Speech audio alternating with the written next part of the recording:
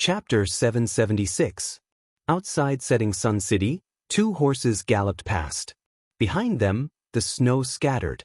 Not long after, the horses entered the city and headed east. In a small courtyard in the east of the city, Xenu took out the new clothes she had made and walked forward.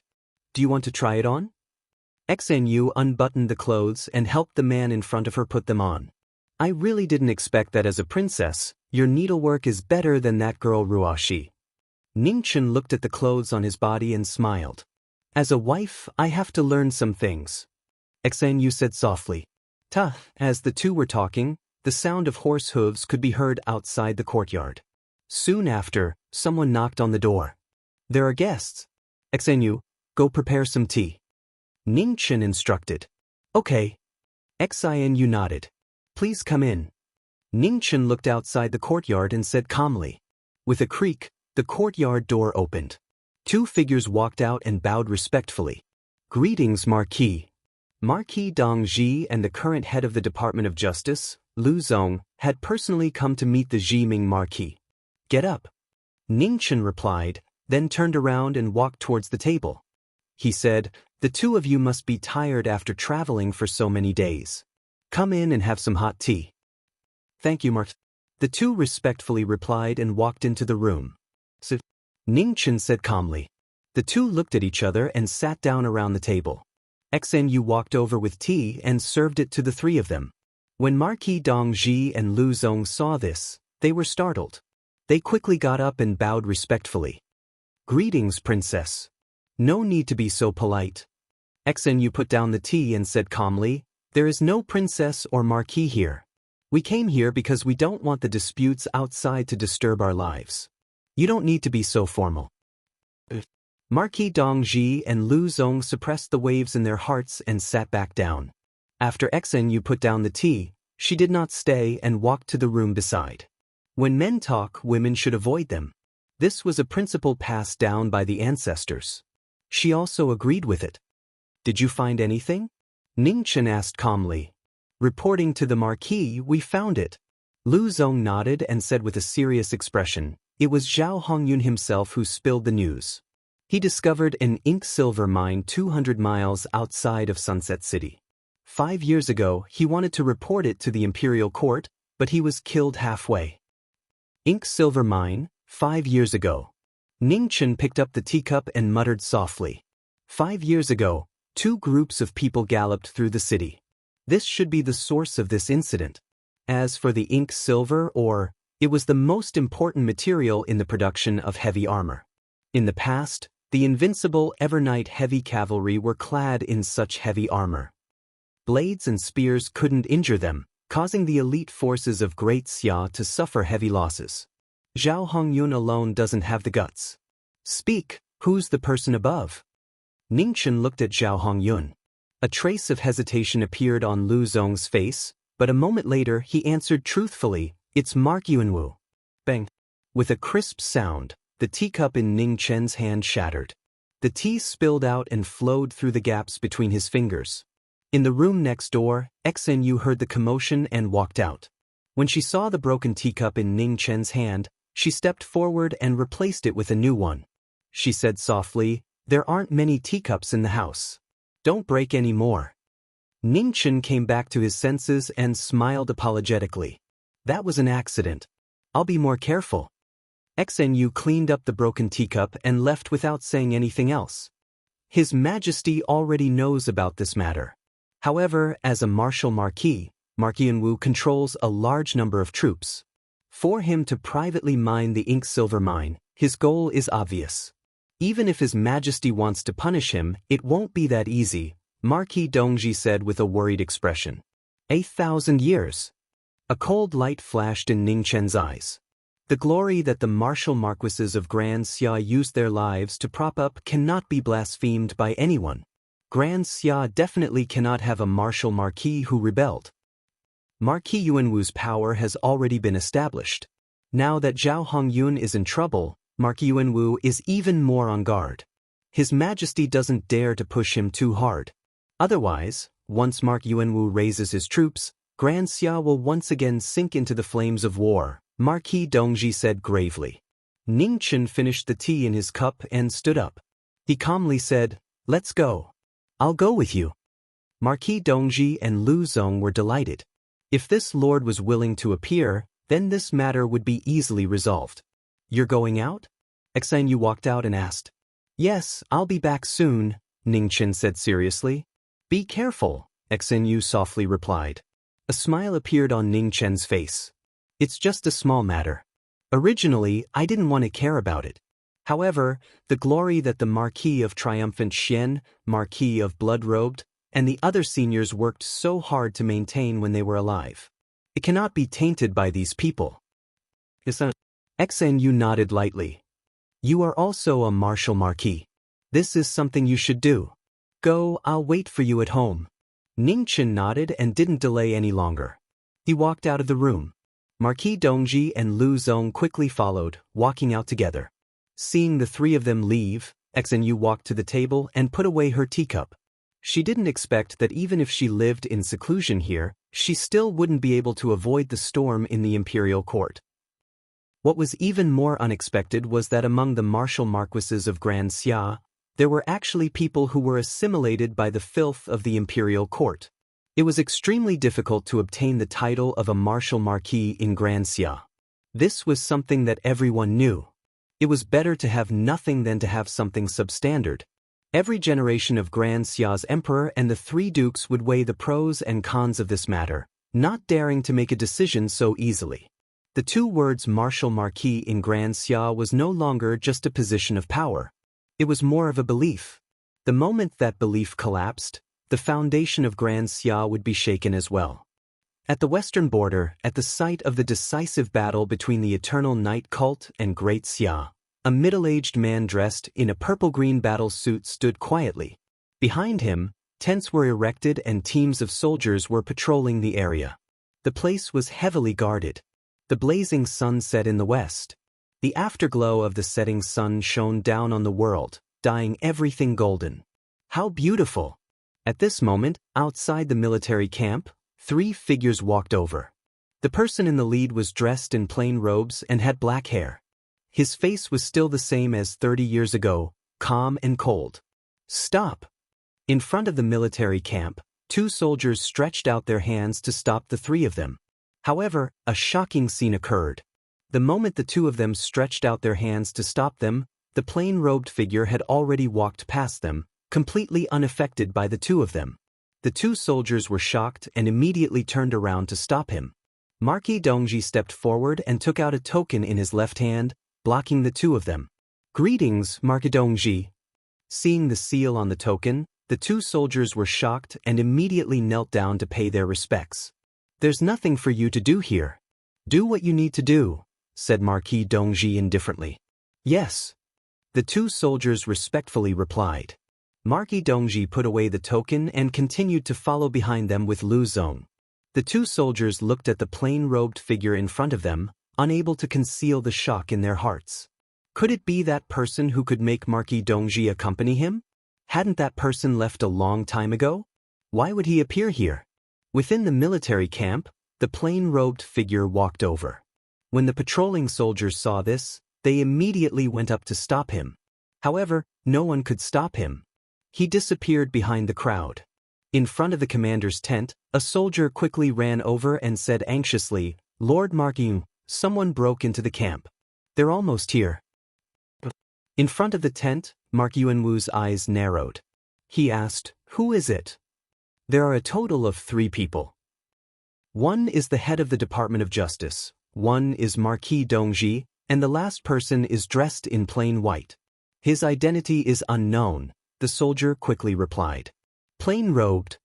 Marquis Yuanwu's expression shook as he said in disbelief, "Marquis Jiming." "Marquis Yuanwu, this is the first time we've met. I didn't expect it to be like this." Before he finished speaking, the plain-robed figure appeared in the distance. His figure was like an illusion, and he arrived in front of the tent in just a few steps. "Men, there's an assassin!" The guard commander in front of the tent hastily shouted. Marquis Yuanwu raised his hand and stopped the soldiers who had rushed over. He said calmly, "You can leave." "Marquis Yuanwu," the guard commander said anxiously. Marquis Wu said coldly once more. The guard commander had no choice but to accept the order. He waved the guards away before turning around and leaving. Marquis Dongji and Lu Zong rushed over. When they saw the two people in front of the tent, they stopped in tacit understanding. Neither of them went forward. A Marquis Yuanwu and the head of the Department of Justice. Marquis Yuanwu looked at the two people who had rushed over before shifting his gaze to the person in front of him. He said, "And Lord, why have you come to my camp?" "When I came, I saw your camp." "It's not bad," Ningchen said calmly. "Thank you for your praise," Marquis Yuanwu replied. 5 years ago, you were the one who sent people to report the discovery of the ink silver mine to the imperial court, right? Ningchen said indifferently. "It seems that Lord already knows that Zhao Hongyun is not a reliable subordinate," Marquis Yuanwu sighed. "Most of the interrogation methods of the Department of Justice were left behind by me. You should know that. Hoping that Zhao Hongyun would keep your secret is asking too much of him," Ningchen replied. "Even though Lord has left, your influence on the Grand Xia is still so shocking." "I admire you," Marquis Yuanwu said emotionally. "I came to tell you that no rebels can appear among the Grand Xia's marquises." "You should understand what I mean," Ningchen said calmly.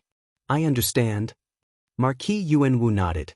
Looking at the former, his gaze gradually sharpened. He said sternly, "I want to know what will happen if I don't agree to Lord's request? Will it be like Lord suppressing the rebellion of Hanya City 40 years ago, killing them all?" "I said that no rebels can appear among the Grand Xia's marquises. Marquises who have died on the battlefield will never be able to rebel," Ningchen said indifferently. Marquis Yuanwu looked at the camp that he had spent his entire life building and sighed heavily. He said, "One last condition. Let me see if Lord still has the power to make me willingly give up all of this." "As you wish." Ningchen waved his hand, and the soldiers in the distance all unsheathed their swords and flew over. "Seeing as you are a marquis, this sword can be considered a form of respect." When the sword entered his hand, Ningchen's aura immediately changed. An incomparably majestic sword pressure spread out. Even though there was no wind, the sand sank, and chaos appeared in the world. Under the pressure, Marquis Yuanwu's aura sank. He stepped forward, taking the initiative. The sword that could not be seen clearly came back to his senses. The tip of the sword entered his body and blood spurted out. It stopped half an inch away from his heart. Marquis Yuanwu's shock could not be concealed. A moment later, he raised his hand and slowly lowered it. So this was this lord's strength. Ningchen put away his sword. With a wave of his hand, the tip of the sword flew back into the scabbard in the hands of the soldiers in the distance. "I'll leave the rest to you." After saying this, Ningchen turned and walked out of the camp. Chapter 777. Setting Sun Ancient City. Under the gaze of Marquis Dongji and Grand Preceptor, two figures left under the setting sun without any reluctance. The two of them accompanied each other day and night. Wherever the person beside them was, that was where their home was. The 5 regions were vast. From today onwards, they would travel thousands of mountains and watch the setting sun together. In front of the ancient city, Marquis Dongji and Grand Preceptor respectfully bowed to send off the Grand Xia's guardian. 3 months later, 2 figures appeared in the vast southern tomb. They were a celestial couple, looking at the beautiful rivers and mountains of southern tomb. On a mountain in the Jadoth's sacred ground, Xiao Wuming, who was in seclusion, suddenly opened his eyes and looked outside the mountain. "It's him." At the same time, Yan Hongzhu walked out from a nearby bamboo house. Her beautiful face was filled with unconcealable excitement. "Senior brother is here." "Sister Hongzhu, what's wrong?" Jian Shui walked out with a puzzled expression.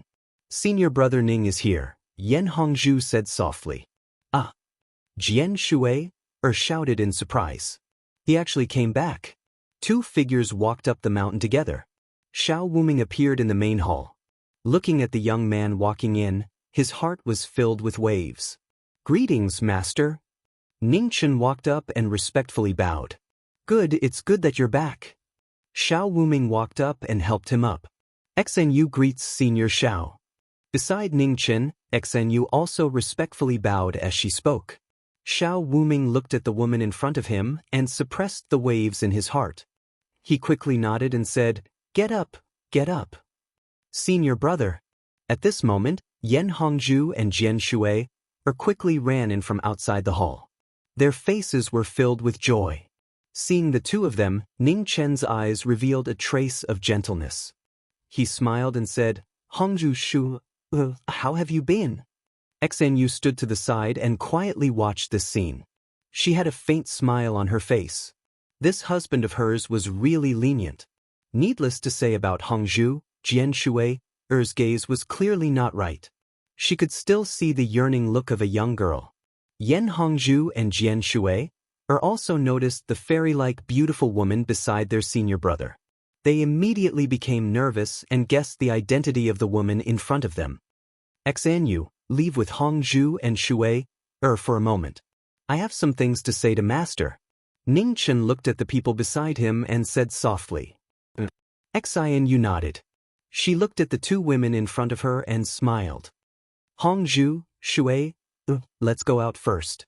Lian Hongzhu and Jian Shui hurriedly nodded and left with the former. After the three of them left, there were only two people left in the hall. Xiao Wuming looked at the person in front of him and asked, "What's wrong? Is something the matter?" "Master, have you ever tried to break through to the treading immortal stage?" Ning Chen asked. Xiao Wuming nodded and said, "I've tried 3 times and failed all of them. I've suffered quite a bit of backlash. This realm is indeed harder to enter than I imagined." "Master trusts me," Ning Chen said seriously. Xiao Wuming didn't hesitate any longer. He nodded lightly and said, "I firmly believe you." "Master, summon the Dragon Gate and try again. Leave the rest to me," Ning Chen said seriously. Xiao Wuming's eyes narrowed, and he nodded. "All right."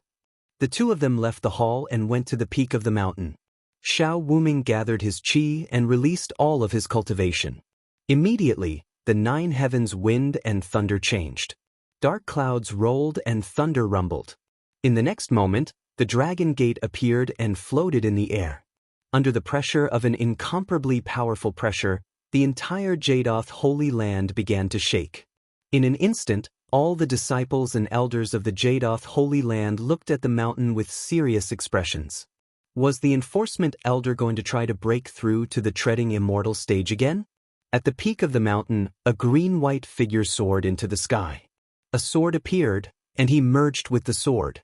A sharp light pierced through the air. With a rumble, lightning descended and struck the green-white figure. The dazzling light illuminated the entire world. The sword split apart the lightning, and the lightning dissipated. The figure didn't stop when he reached the Dragon Gate. He continued to soar into the sky. The Dragon Gate sensed it, and countless runes shone brightly. An ancient and everlasting power of law descended and strengthened the body of the person undergoing the tribulation. In an instant, Xiao Wuming felt his body sink. Every step he took was as difficult as ascending to the heavens. The 100 zhang long Dragon Gate floated in the air. Standing before it, a human was like a grain of sand in the vast ocean. Layers of restraints were placed on his body, and he was as heavy as 1,000 mountains. The laws of heaven and earth obstructed him. Even someone at the peak of the Xiantian realm would find it difficult to pass the heavenly gate.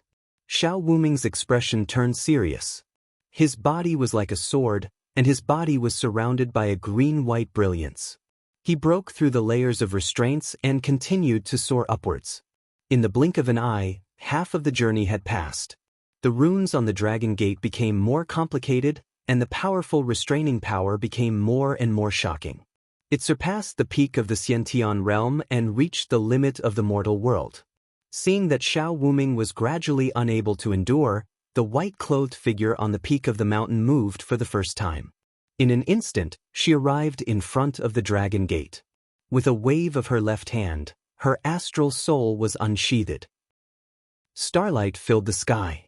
With a loud rumble, the Dragon Gate trembled. The sword power that surpassed the limit of the mortal world instantly destroyed half of the Dragon Gate. The sky changed color. The Dragon Gate was damaged, and the power of law instantly weakened. Xiao Wuming only felt the restraints on his body loosen. In an instant he soared into the sky. A mortal who crossed the dragon gate and stepped on the path to immortality. In the dazzling light, auspicious light descended from the sky, illuminating the dusky sky. Master succeeded. In front of the main hall, Xiao Hongzhu's face was filled with excitement. On the peak of the mountain, Xiao Wuming's aura continued to rise. Suddenly, his expression changed and he anxiously looked at the sky. But at this moment, thunder rumbled in the 9 heavens. A terrifying destructive power suddenly descended. At the moment of crisis, the white-clothed figure arrived and sent Xiao Wuming away with a flip of her palm. Immediately after, she took a step and soared into the sky. With a loud rumble, the sword light shook the thunder, rumbling and resounding throughout the universe. How could others interfere with a mortal's ascension to immortality? The heavens were furious, and thunder struck down to punish those who blasphemed the heavens. Knowing destiny was fearless. With a sword in hand, countless sword chi coiled around his body. There was no doubt that he was powerful. Even if he lost his foundation, he was still undeniably strong. There was only one on the sword. Heaven and earth received the order. Grass and trees became the sword. Everything became the sword. It was a shocking scene. On the peak of the mountain, rays of sword light soared into the sky. They coiled around the white-clothed figure and turned into a storm to resist the heavens. Is this the extreme Tao? Xiao Wuming stared at the sky in shock. The extreme Tao formed its own style. It was rare since ancient times, and all of them were virtuous paragons. However, how many years had he cultivated for? In the sky, the heavens' wrath descended. Thunder and fire surged. The white-clothed figure didn't dodge. The storm of sword intent around her soared into the sky, resisting the heavens' punishment head-on. Rumble after rumble could be heard from 10,000 miles away. The insufferably arrogant heavens would never allow a heaven-defying person to exist in this world. It was a world-shaking battle. Humans resisted the heavens. Thunder roared and sword light weaved. In front of the main hall, Xiao Hongzhu and Jian Shui were so shocked that they couldn't speak. They knew that their senior brother was very strong. However, only now did they know what a true expert was. At the side, Xanyu looked at the sky. Her expression was calm and gentle. She knew how he had survived all these years. The heavens had never protected him, nor did they have the qualifications to punish him. In the sky, the battle between humans and the heavens was getting more and more intense. Layers of thunder continued to descend. A sea of thunder engulfed the white-clothed figure. Sword art, nothingness. With a slash of her sword, 10,000 swords responded. The sword that broke through the sky broke through layers of thunder and lightning, soaring up into the sky. Amidst the thunder and lightning, Bai Yi walked out. Step by step, she walked towards the peak of the 9 heavens. The sword light engulfed the dark clouds. The thunder and lightning in the sky dissipated as the sun appeared, illuminating the earth. Heavens, you still can't do anything to me. Ningchen calmly spoke. After that he turned and walked down. On the mountain peak, Xiao Wuming walked up and asked, "How are you?" "Thank you for your concern, Master. I'm fine." Ningchen softly replied. Looking at the 3 people walking over from afar, a warm smile appeared on his face. "Senior brother, you are too powerful." Jian Shui excitedly ran up and grabbed Ningchen's arm. "Are you all right?" Xanyu asked. "I'm fine." Ningchen shook his head and softly replied. "Shui." Xiao Hongzhu pulled the excited girl over and reminded her. Only now did Jian Shui realize that she had lost her composure. She smiled in embarrassment and retracted her hands. Ningchen smiled and didn't mind. Back then, when he was on the mountain, this girl was like a little hedgehog. She had the temperament of a child. "Senior brother, I also want to step into the immortal treading realm. Can you help me too?" Jian Shui eagerly looked at Ningchen. Ningchen lightly laughed and said, "Do you think it's so easy to step into the immortal treading realm? Hongzhu is still fine, but with your current cultivation, even if I help you, it's impossible. You are just biased." Jian Shui wrinkled her nose and mumbled. Xiao Hongzhu helplessly pulled her over and softly said, Shui, or, senior brother didn't lie to you. You have only cultivated for a short time. You can't be anxious. After that, Xiao Hongzhu looked at the person in front of her and said, Senior brother, I should accumulate some more time. I feel that stepping into the immortal treading realm too quickly isn't necessarily a good thing. Ningchen nodded and said, You are right. Your cultivation is inferior to masters. You really can't step into the immortal treading realm too quickly. Otherwise, once your foundation is unstable, it will be difficult for you to advance in the future. Ningchen, you helped me pass the tribulation and consumed quite a bit of energy. Hongzhu and Shui will bring you to rest first, said Xiao Wuming. Okay. Ningchen nodded and said, Master also needs to stabilize his cultivation as soon as possible. Exin you and I won't disturb you any longer. At the side, Jian Shui's large eyes turned and she pulled the hand of the woman beside her and said, Sister Exin you, I will bring you to rest. Okay, then I will thank Shui. Exin Yu gently smiled and replied, Master, we will take our leave first. Ningchen clasped his fists and bowed before leaving with the three of them. Xiao Wuming looked at the departing back of the former, his eyes flashing with gratification and admiration. The younger generation would surpass the older generation. In just a few short decades, this child was already not weaker than anyone else. Sister Itinyu, Jian Shua, softly called out on the way. What is it? Xian Yu replied. What is senior brother's cultivation realm now? Asked Jian Shui, curiously. Xian Yu thought for a moment and said, It's hard to say. If I have to say, he should be at the peak of the Xiantian realm. Ah. Jian Shui's face was filled with shock. Senior brother is so powerful that he can even help the enforcement elder step into the immortal treading realm. Why is he still at the peak of the Xiantian realm?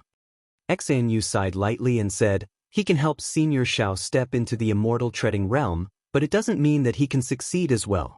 If the heavens don't allow it, what can the masses do? Chapter 778. In the Jadoth Holy Land, a bright moon hung high in the sky. Under the moon, there was a person wearing plain clothes standing in front of a bamboo house, looking at the bright moon in the sky. Xian Yu walked out from the bamboo house and stood beside him. Her hair casually fell behind her back. Her face without any makeup was still flawless and devastatingly beautiful. It's cold outside. Why did you come out? Ningchen returned to his senses. Looking at the girl beside him, a gentle expression appeared on his face. I couldn't sleep, so I came out to take a look. Xian Yu smiled. Ningchen gently pulled her into his embrace and asked, Are you cold? I'm not cold. Xian Yu shook her head. We'll leave tomorrow. Ningchen said softly. You haven't come back for so many years. Why don't you stay for a few more days? Xian Yu leaned on the shoulder of the person beside her. No need. Ningchen shook his head. We'll have to part in the end. A day earlier or a day later doesn't make a difference. I'll listen to you. Xian Yu replied. Not far away, in a small courtyard with exquisite decorations, Jian Shu was lying on a table, staring at the candlelight in a daze. Sometimes she would laugh foolishly, sometimes she would be worried. After a long time, she looked at the girl beside her and said, Sister Hongzhu, let's have senior apprentice brother teach us sword techniques tomorrow. Even the enforcement elder said that his sword techniques are unparalleled in the world. Hongzhu sighed. Shu, I'm afraid your wish won't come true. Senior apprentice brother won't stay in Jadoth for long. He might even leave tomorrow. So fast. Jian Shui was startled. Senior apprentice brother only came today. He should stay for a few more days. Hongzhu shook her head. Senior apprentice brother immediately helped master break through to the treading immortal realm. He's clearly in a hurry to leave. The smile on Jian Shui's face disappeared. So he returned to Jadoth just to help the enforcement elder enter the treading immortal realm. Shui, do you still remember why senior apprentice brother came to Jadoth? Hongzhu asked softly. Jian Shui was startled. Then she recalled and said, to borrow the Jadoth divine cauldron to revive a woman. Hongzhu nodded. The woman in the ice coffin back then wasn't the princess of the Grand Xia that senior apprentice brother married. With my understanding of senior apprentice brother's character, he's not a fickle person. However, I still don't understand the reason behind this.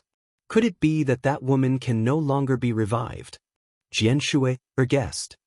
I don't think so. Hongzhu shook her head and said, you should know how stubborn senior brother is. He won't give up so easily. If that woman really can't wake up, senior brother won't marry anyone. But if that woman is awake, why did senior brother marry this princess? I can't guess. Jian Shuier shook her head vigorously and said, in addition, when senior apprentice brother helped master undergo tribulation today, I didn't sense any true qi flow from senior apprentice brother's body. Even if senior apprentice brother's strength is much greater than mine, it shouldn't have been like that. It's really difficult to understand what's so strange about it, sighed Hongzhu. Jian Shuier had a worried look on her face as she said, senior martial brother has too many secrets and has never told us. If he leaves this time, we don't know when he will return. Hongzhu walked out of the house and looked at the bamboo house not far away. Her beautiful eyes flashed with sadness. Today, they were not fated to be together. She only hoped that he would be happy. In front of the bamboo house, Xanyu, who was leaning against her husband, suddenly smiled. Husband, can I ask you something? What's wrong? Ningchen asked curiously. Could it be that you really can't sense what Shuier and Hongzhu are thinking? Xanyu lightly smiled. Ningchen was startled. Soon after, a helpless expression appeared on his face. I am Hongzhu's senior apprentice brother. I am no different from her elder brother. As for Shuier, she is just a little girl. She has always had the temperament of a child. When I first came to Yuheng, she was the one who disliked me the most. Xanyu smiled. The thoughts of a woman can't be judged based on the surface. In this aspect, you aren't as clear as me. Qin Wendian smiled. You're right. Ah. Ningchen lightly smiled. Our ninth princess is the smartest person. However, I am already married. What difference does it make whether she knows or not? It's not the same. Xanyu lightly shook her head. If you like someone, you have to at least let them know. This is even more important than whether there is a result or not. Ningchen was silent. He did not say anything. Husband, I can only accompany you for 20 years. Your future path is still very long. It is too tiring to walk alone. Why don't you consider Hongzhu and Shuier, who like you? Xanyu softly muttered. Don't speak nonsense. Ningchen lightly reprimanded her. His arm unconsciously tightened around her. The night passed peacefully. When the first rays of the morning sun shone down, Ningchen brought Xanyu to bid farewell to Xiao Wuming. Outside the main hall, Hongzhu and Jian Shuier's eyes were filled with reluctance. However, they did not say anything to persuade them to stay. Xanyu walked forward and whispered a few words into Hongzhu's ear. Then she warmly smiled and bid farewell. Hongzhu was stunned. Looking at the departing figures, her eyes were filled with shock. Sister Hongzhu, what's wrong? Jian Shuier was puzzled. Hongzhu returned to her senses and softly replied, let's talk when we return. Outside Yuheng Mountain, Ningchen curiously glanced at the person beside him. He asked, what did you and Hongzhu talk about just now? This is a secret between women. I can't tell you. Xanyu lightly smiled. Ningchen smiled. I am your husband. Can't you tell me? I can't tell you. Xanyu nodded. 6 months later, the two of them could no longer be seen in Nanling. When they reappeared, they had already arrived at the Western Buddhist homeland where Buddhist cultivators flourished. It was a pure land completely different from the Divine Prefecture and Nanling. Martial cultivators flourished there, and Buddhist cultivators could be seen everywhere. Tianfu Mountain, Western Jade Mountain, and Bodhi Valley were the 3 holy lands for Buddhist cultivators in the past. Under the 3 religions, temples of various sizes filled the land. The common people believed in Buddhism, and the martial cultivators cultivated Buddhism. Ningchen once again arrived. Looking at the ruins of the battle with Xian Luo, he sighed emotionally. Indeed, every place in the world is different, Xanyu softly said. Compared to the other 4 regions, the Western Buddhist homeland has the least disputes. The people have faith, and their hearts have something to rely on. Comparatively speaking, there are fewer conflicts, said Ningchen. Don't you dislike Buddhism? Xenu looked at the person beside her and asked. What I dislike is not Buddhism, but those fake Buddhas who don't work. If even Buddhism can enslave the common people, using their faith to enslave the common people to work and contribute, then wouldn't the word Buddhism be false? Said Ningchen calmly. In this life, he knew many Buddhist cultivators, but there were very few who could bear the name of Buddhism. In the past, there was Sword Bodhi, who did not shave his hair, did not honor the precept of killing. For the common people, he spent 100 years chasing down Rong Lu, who brought disaster to the world. In the end, in order to stop the Nether King, he used his body to prove his Tao. Buddhism was in the heart, not in the mouth. Those fake Buddhas who spoke of benevolence, righteousness, and morality, and kept saying Amitba. Other than using their faith to enslave the common people, what did they do for their believers? Right? Let's go to Chongling to take a look. The noble woman has helped you so much. Since we have come to West Earth, we should pay her a visit, suggested Xenu. Ningchen nodded and softly responded. They should go. If not for the noble woman, he would have died more than 30 years ago. He could not forget the favor of saving his life. It was not something that could be repaid with a life scroll. In the ancient land of Chongling, the 4 cauldrons rotated. The formation covered 100 li, making it difficult for people to move. As one of the forbidden lands of West Earth, the ancient land of Chongling had never been a place that people were willing to come to. Those who trespassed on Chongling's land had 9 lives and 1 death. Very few were able to walk out alive. In the West Earth where Buddhism flourished, the Chongling noblewoman was an existence that no one was willing to provoke. Strength was one, murderousness was another. Chongling never appeared in the world, and did not participate in the struggles of the mortal world. However, those who dared to provoke the ancient land of Chongling never returned. The noblewoman did not have the heart of a bodhisattva. Back then, in order to search for the lost origin of the phoenix, she had sacrificed countless lives. Her conduct was decisive and vicious. Many Western Buddhist sects understood her. 2 months later, in the ancient land of Chongling, 2 people arrived. They walked through the layers of formations towards the depths of the ancient land. The noblewoman is really an extraordinary woman, Xenu said emotionally as she looked at the gradually disappearing path behind her. If you praise her in front of her, she will be happier. No one in Chongling dares to flatter her, Ningchen said with a light smile. Knowledge, Marquis, speaking ill of others behind their backs, is not the conduct of a gentleman. As she spoke, the void twisted and an otherworldly figure appeared. She was dressed in palace attire and did not have a speck of dust. The noblewoman is joking. I am praising you, Ningchen said with a smile. In these years in the mortal world, have you learned to be glib? The noblewoman mocked the former and then walked in front of the other woman. She said softly, Xenu, welcome to Chongling as a guest. I will take you in, let him slowly explore here. All right. Xenu covered her smile and responded. Knowledge, Marquis, see you later. The noblewoman glanced at the former and then pulled Xenu away. Her figure flashed and disappeared. Ningchen stilled. He looked at the changing formations around him and had a helpless expression. A woman's heart was like a needle at the bottom of the sea. He had not expected the Chongling noblewoman to be so petty. In the secret lands of Chongling, the noblewoman brought Xenu around to look at the scenery of Chongling. She did not ask about a certain person still trapped in the formations and pretended to have forgotten. Xinu found it funny but did not say anything. Her husband was unusually smart, but there were times when he was stupid. More than half a day later, Ningchen spent a great deal of effort to walk out of the confinement formation. Seeing the 2 people talking and laughing at the stone table, he crestfallen went up to them. Oh, isn't this the knowledge, Marquis? Why did you take so much time to walk through a small formation? The noblewoman glanced at him and mocked without restraint. The noblewoman's skill in formations is unparalleled in the world. This one admires. Ningchen sat down in front of the stone table, poured himself a cup of tea and said, You flatter me. I hate flattery the most. Otherwise, why is there no one in Changling who dares to flatter me?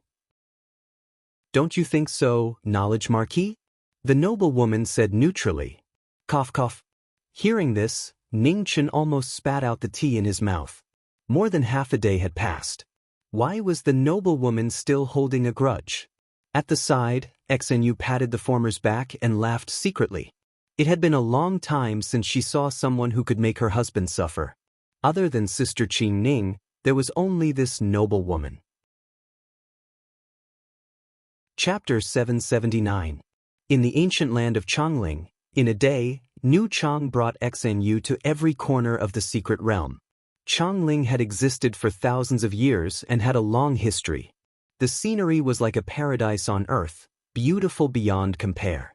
In the depths of Changling, in the Forbidden Land, the secret place where Ningchen had once cultivated the life scroll in seclusion, New Chang and Xenu walked over.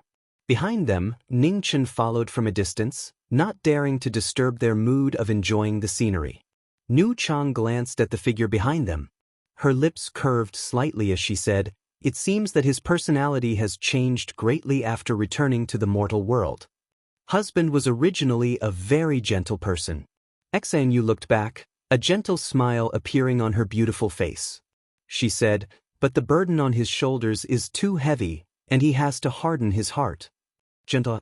New Chang laughed softly and said, "Only you can say this about him in the world. New Chang and husband are friends. You should understand husband. Unless he has no choice, husband dislikes fighting with others the most," Xenu said softly. New Chang smiled and walked forward. She said, "Ahead is the forbidden land of Changling, and also the place where he cultivated the life scroll in the past. Shall we go in and take a look?" Xenu nodded and followed after him. Ningchen followed behind. Looking at the familiar land ahead, a hint of emotion flashed through his eyes. It really was a bitter memory that one did not want to recall. The forbidden land of Changling, a floating cauldron, a land with a strange terrain. It was naturally formed and modified by the past masters of Changling. Now, it was the most unique place in the homeland of West Buddha. The flow of time was different from the outside world. While it could not compare to the time-forbidden land, it was still rare in the mortal world. Xenu, do you know why Changling has such a magical place? But I am still the only one who can enter the immortal treading realm? New Chang looked over at the woman beside her and asked. Xenu shook her head, not understanding the reason. Because of perseverance and lifespan. New Chang said seriously, while the forbidden land of Changling can speed up the flow of time, it will also speed up the loss of lifespan. This pain and terror of feeling one's life being stripped away is not something ordinary people can endure. Cultivation is most important. If one cannot guard one's heart, one will go mad in the end and suffer a backlash. Xenu looked back, a hint of pain in her eyes. He had not told her about these things. New Chang, things are not as frightening as you say. Ningchen stepped forward and said with a smile. Xenu reached out and held the hand of the person beside her. She asked softly, "Is it true?" Ningchen smiled helplessly and said, "If I want to quickly cultivate the revival scroll, I'll definitely have to suffer a little. However, it's not as exaggerated as your highness said. Otherwise, I wouldn't have been able to hold on until today." Xenu's eyes flashed with tears. She knew that he was trying to console her. Even the mistress had said that the pain wasn't something ordinary people could endure. The truth might be even more torturous than what she had imagined. Jiming Marquis. The female Chang looked at the former and transmitted her voice. "If you don't quickly recover your cultivation, you won't have much time left. If you nod, I'll do my best to help you. Perhaps you'll even have a chance to step into the immortal treading realm before your lifespan runs out." "No need." Ningchen smiled and shook his head, replying, "Xenu doesn't have much time left. I only want to accompany her on this journey. In this life, I've already walked for too long, and I'm tired as well. The remaining time is enough for me to spend peacefully." The female Chang narrowed her eyes and continued, "What about that little princess of the barbarian dynasty? And Mu Qingxue? Do you really not have any regrets? With your current lifespan, You might not even have the chance to see them one last time. It's impossible for life to be perfect. Since we're destined to part when we meet, why should I let them experience the pain of separation again? Nu Chang, I appreciate your good intentions, but it's enough. Didn't you say that with my talent, it's already a miracle that I could reach this point? I've already obtained too much and I'm satisfied. I can't ask for more. Ning Chen smiled. The female Chang looked at the person in front of her. A moment later, she sighed and said, "In this life, can't you live for yourself once?" Ning Chen smiled. "I've always lived for myself. I don't ask for no regrets, but I ask for no regrets. Go. Your time is precious. I won't keep you. The inner world is vast. See as much as you can." A hint of helplessness flashed through the female Chang's eyes. She looked at the two and said, "Thank you for your understanding." Ning Chen responded and bowed with cupped fists. He took the woman's hand and turned to walk out of Changling's forbidden lands. "If you have time, go to Northern Plains Heavenly Music Pavilion," the female Chang said from behind. Ning Chen stopped in his tracks and nodded. Then he continued walking forward. "Heavenly Music Pavilion, is it the place that extended your life for 100 years? Xnu asked softly. Ning Chen responded softly and said, "Nu Chang and the master of Heavenly Music Pavilion have some friendship. Back then, when my lifespan was exhausted, Nu Chang asked the master of Heavenly Music Pavilion to extend my lifespan for 100 years.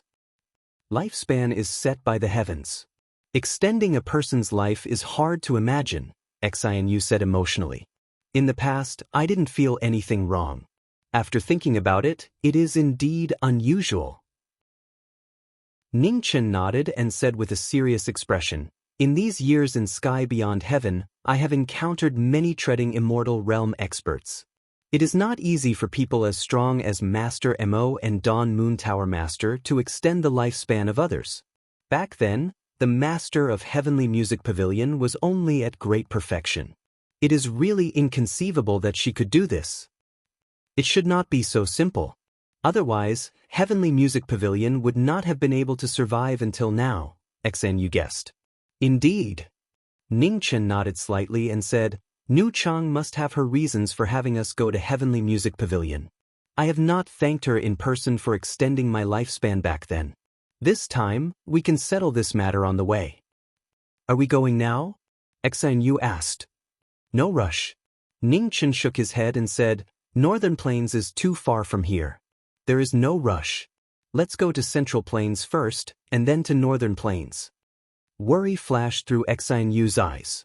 She knew that he had many unhappy memories in Central Plains. If he went back this time, wouldn't it open his scars again? "Don't think too much about it." Ning Chen tightened his grip on Xinu's hand. "It's all in the past. Qing Ning is fine in the end, so I've also let go of it." 5 months later, the two of them left the Western Buddha homeland and headed for the Central State.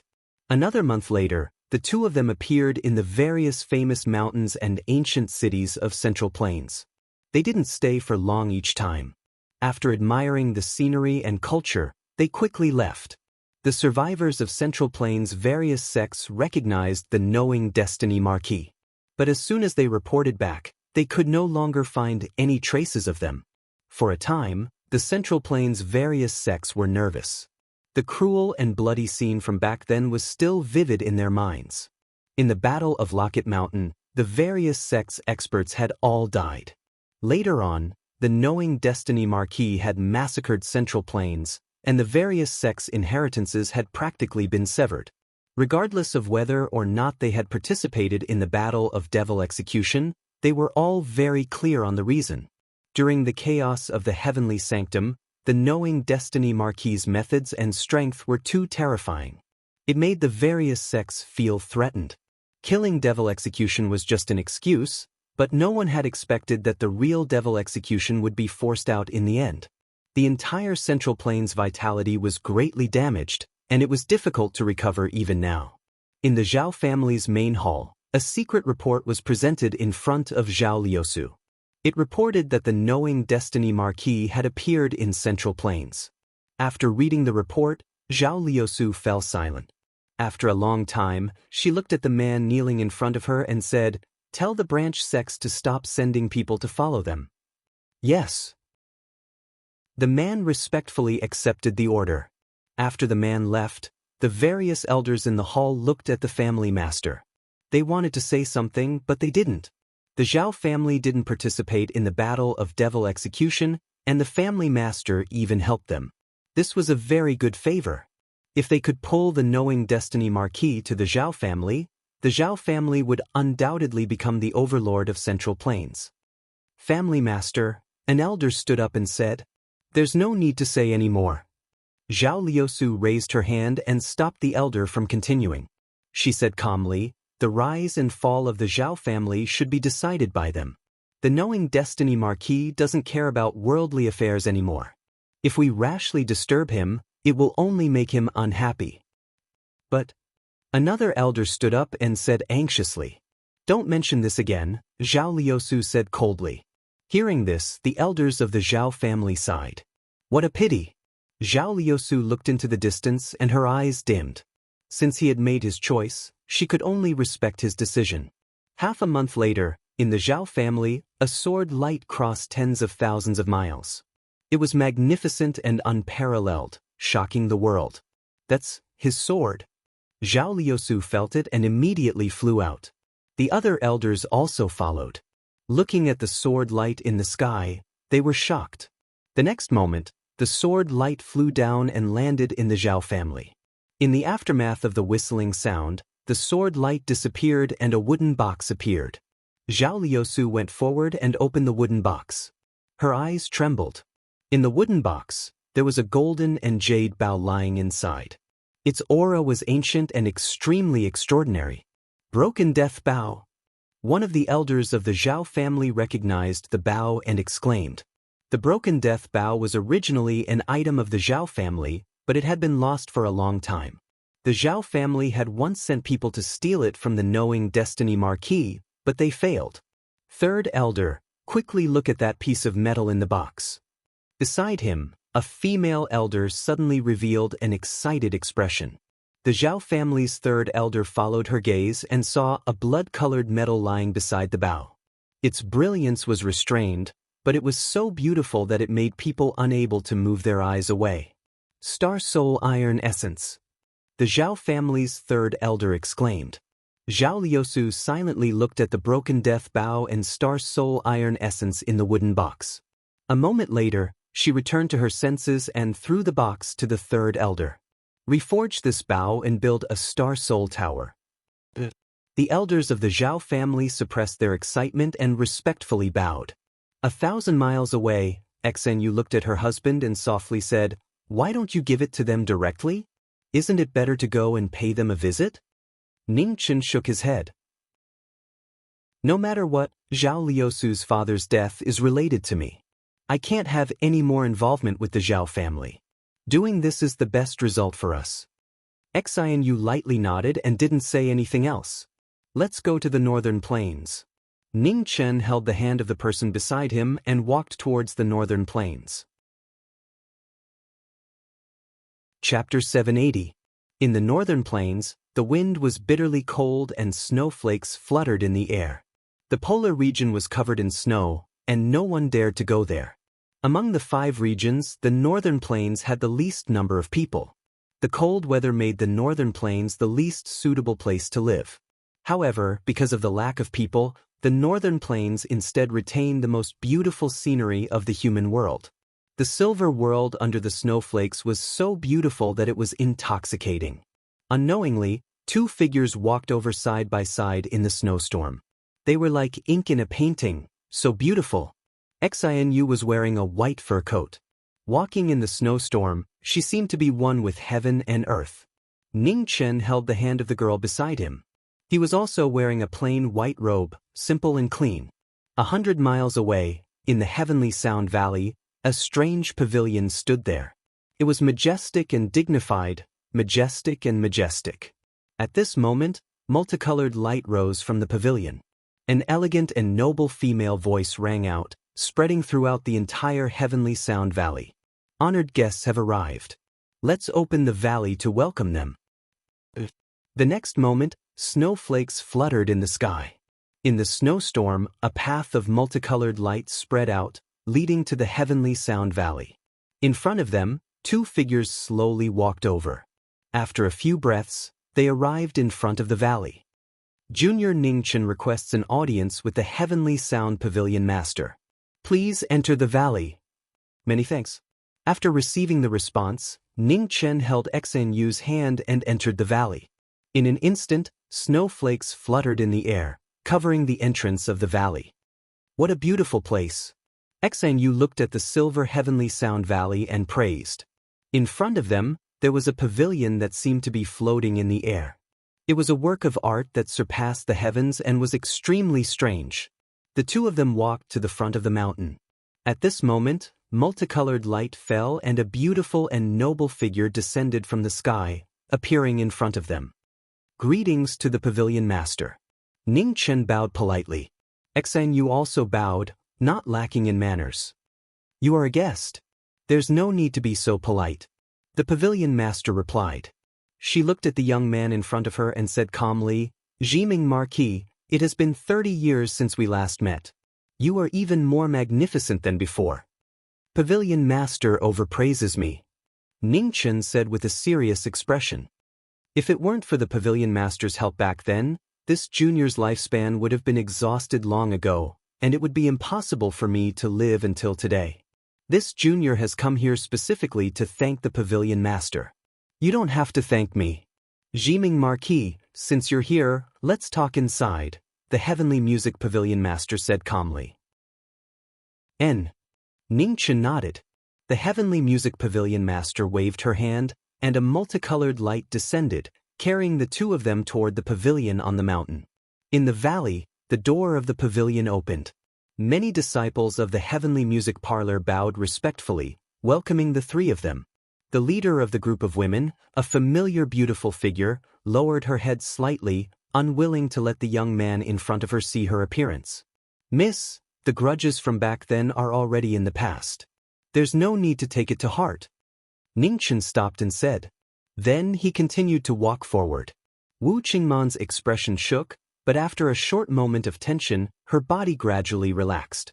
In front of them, the heavenly music pavilion master saw everything, but she did not say anything. She had already punished Wu Qingman for leaving the valley without permission to go to the Eastern Divine Prefecture. It could be seen that the Jiming Marquis did not care about this matter anymore. On the contrary, Qingman could not let it go. In these years, Qingman's cultivation had been growing slowly. With her talent, it should not be so. It was obvious that the Jiming Marquis was too much pressure for Qingman. She hoped that after today, Qingman could forget the grudges of the past and focus on cultivation. Pavilion Master, I have a question that I hope you can answer. Ningchen looked at the Heavenly Music Pavilion Master and asked. Please ask, the Heavenly Music Pavilion Master replied. I want to know how you extended my life for 100 years. How did you do it? Ningchen asked seriously. Sorry, this is a secret of the Heavenly Music Pavilion. Forgive me for not being able to tell you. The Heavenly Music Pavilion Master refused directly. Hearing this, Ningchen fell silent. After a while, he said, I have been rude. Pavilion Master, please don't blame me. I just feel that it is a little strange. Extending someone's life is really incredible. Even if you have stepped into the true realm, it is not easy to do so. The Heavenly Music Pavilion Master narrowed her eyes and said, You have already come into contact with true realm experts? Ningchen nodded and said, I have fought with them a few times. 10 years ago, the terrifying expert that appeared in the Eastern continent. What realm was he at? The Heavenly Music Pavilion Master asked again. Half a step to the true realm to the early stage, Ningchen said truthfully. The Heavenly Music Pavilion Master's heart was in turmoil. This young man really had the strength to contend with true realm experts. Pavilion Master, I know that extending someone's life is a secret of the Heavenly Music Pavilion. However, can you tell me what the price is to do this? Ningchen asked seriously. The Heavenly Music Pavilion Master frowned slightly and looked at the woman beside him. After a while, she understood. Life is determined by the heavens and cannot be changed. the Heavenly Music Pavilion Master said, suppressing the turmoil in her heart. Ningchen was stunned and asked in confusion, "Then why was Pavilion Master able to extend my life by 100 years? Your situation is different," the Heavenly Music Pavilion Master said calmly. "You are an inborn expert and your lifespan is not something an ordinary person can achieve. The reason why your lifespan is depleted is that you exchanged 500 years of your life source for 100 years of your foundation. However, your body still retains the strength of an inborn expert. As long as the price is sufficient, I can replenish part of your lifespan.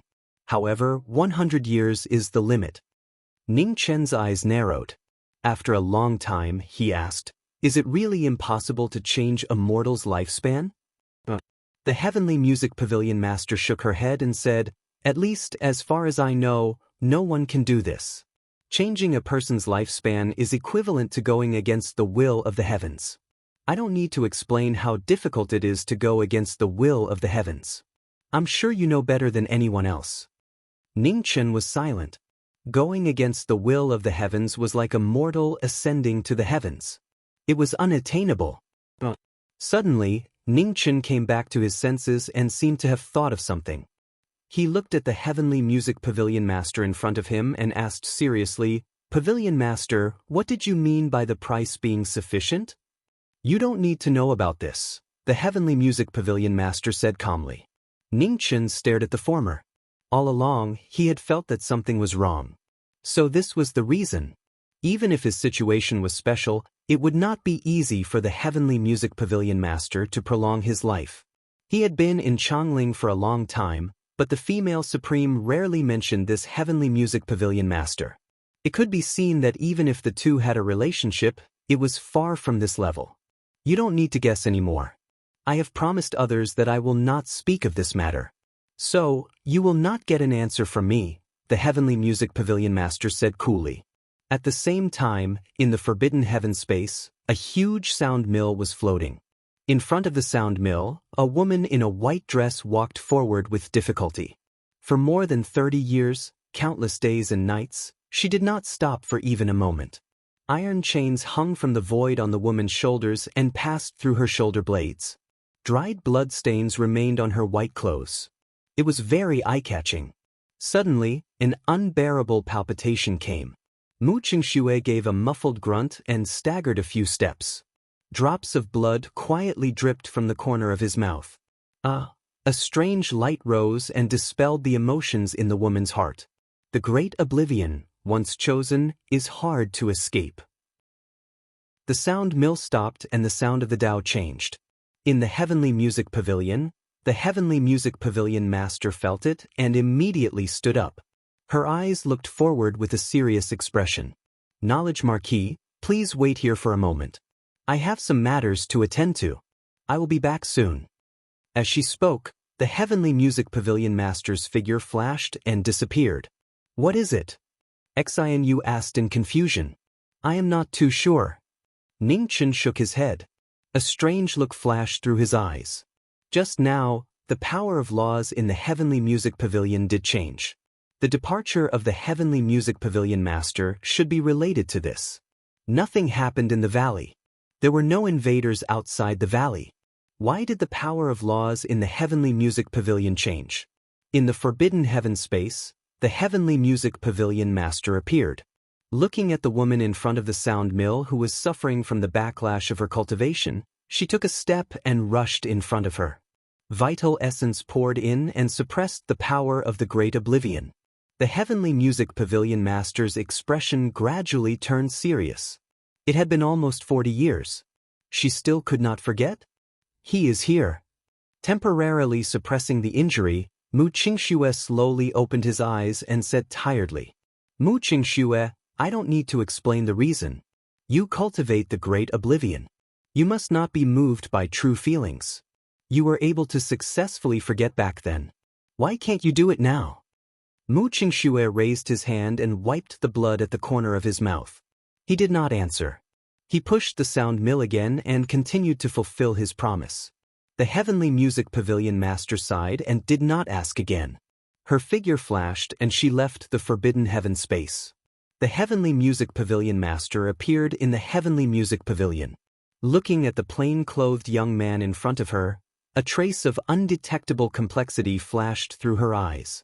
The two of them were not destined to be together, but they had always been involved.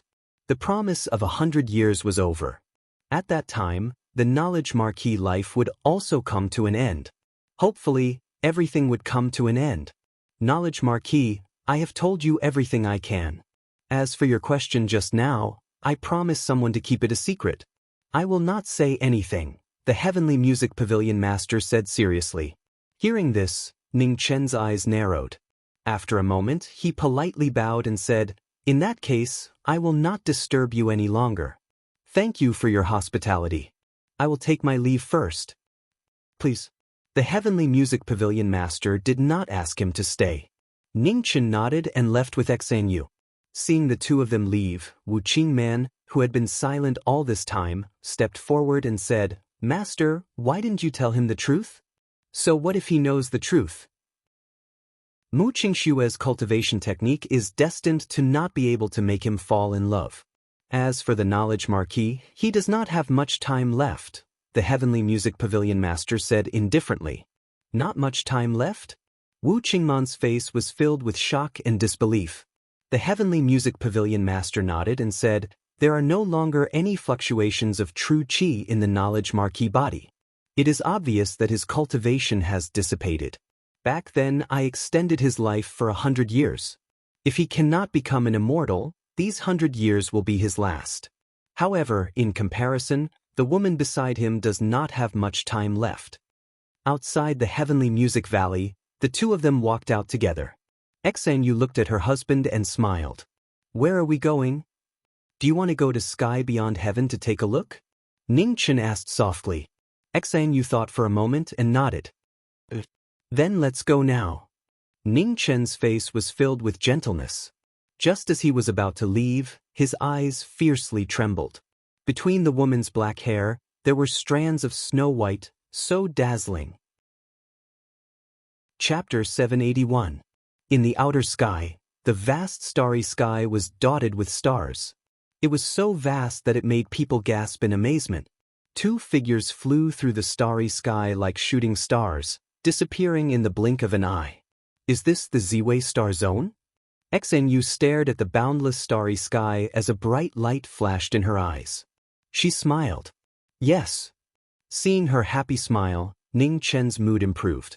He said, "The inner world is at the edge of the Ziwei star zone. The starry sky is too vast. It's too slow to travel like this. Let's go visit some old friends and borrow some things." "Tianfu?" Xanyu immediately guessed and smiled. Ning Chen chuckled and said, "You're getting smarter and smarter. Tianfu planet's celestial phenomenon is the most extraordinary. We can take this opportunity to visit some friends on the Tianfu planet." "Okay, I'll listen to you." Xanyu nodded in agreement. After reaching an agreement, Ning Chen sped up. He turned into a sword and flew toward the Tianfu planet with the girl beside him. The Tianfu planet, the Holy Land.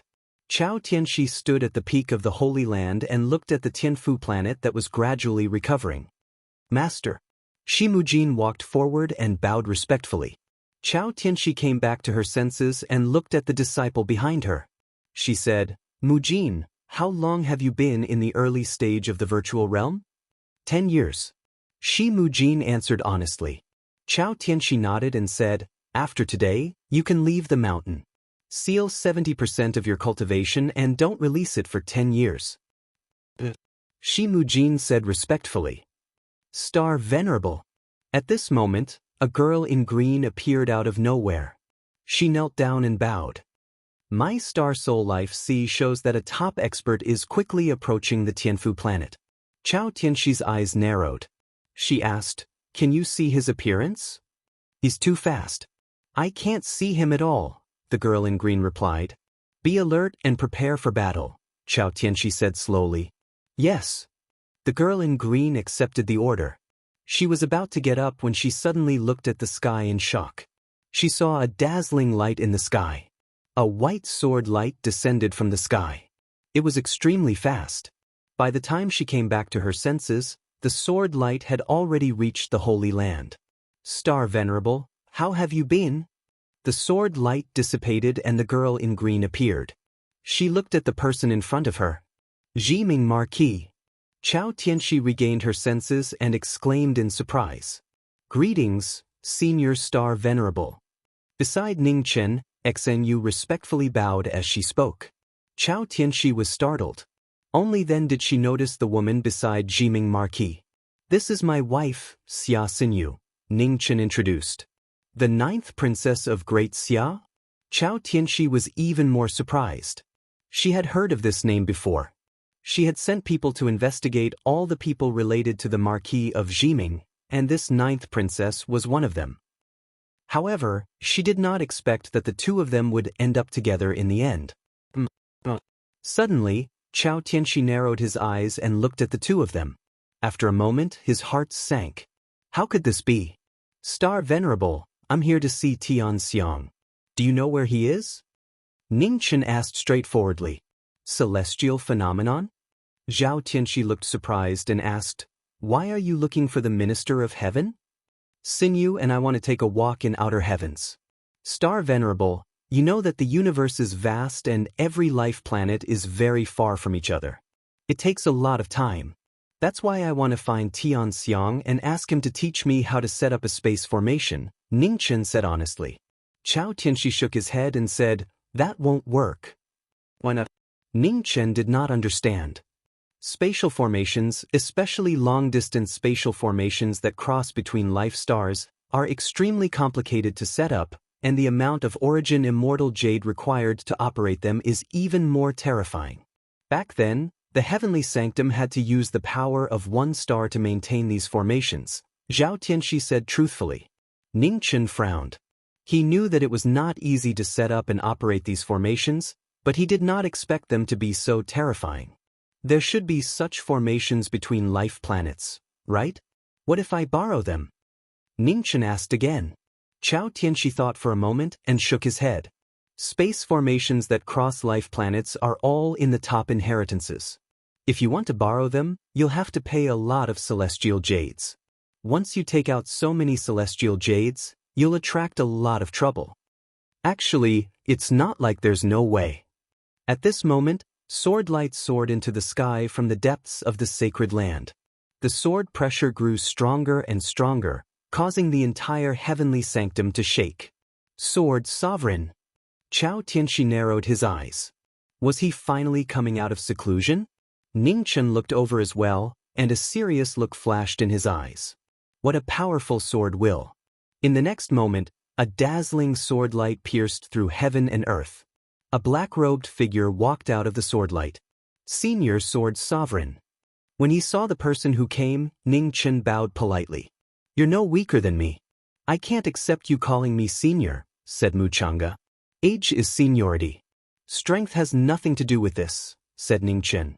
"So many years have passed, but you're still as stubborn as before," said Muchanga calmly. "Senior Honorable Swordmaster, you've come out of seclusion in a different manner from before," Ning Chen replied. "The sword of a defeated sword naturally has to learn from shame."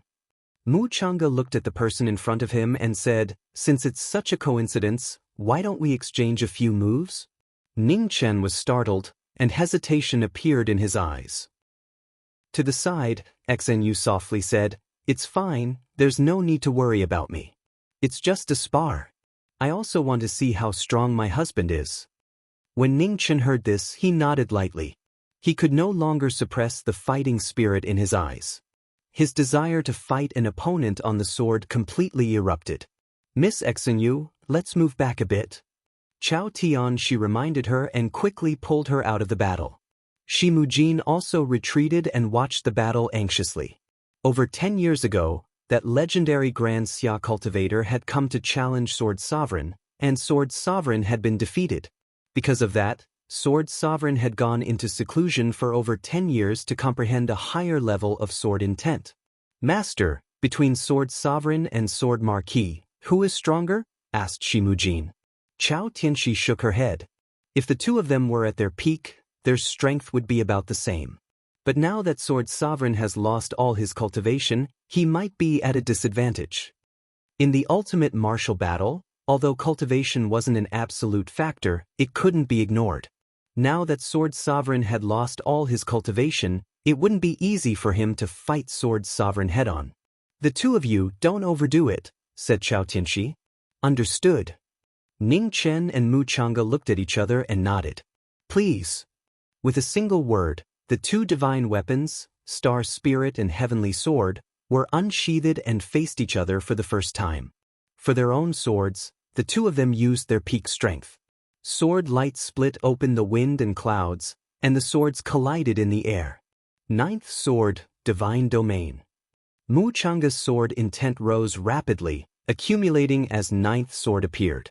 A moment later, the sword light soared into the sky, and heaven and earth turned into swords, rapidly expanding.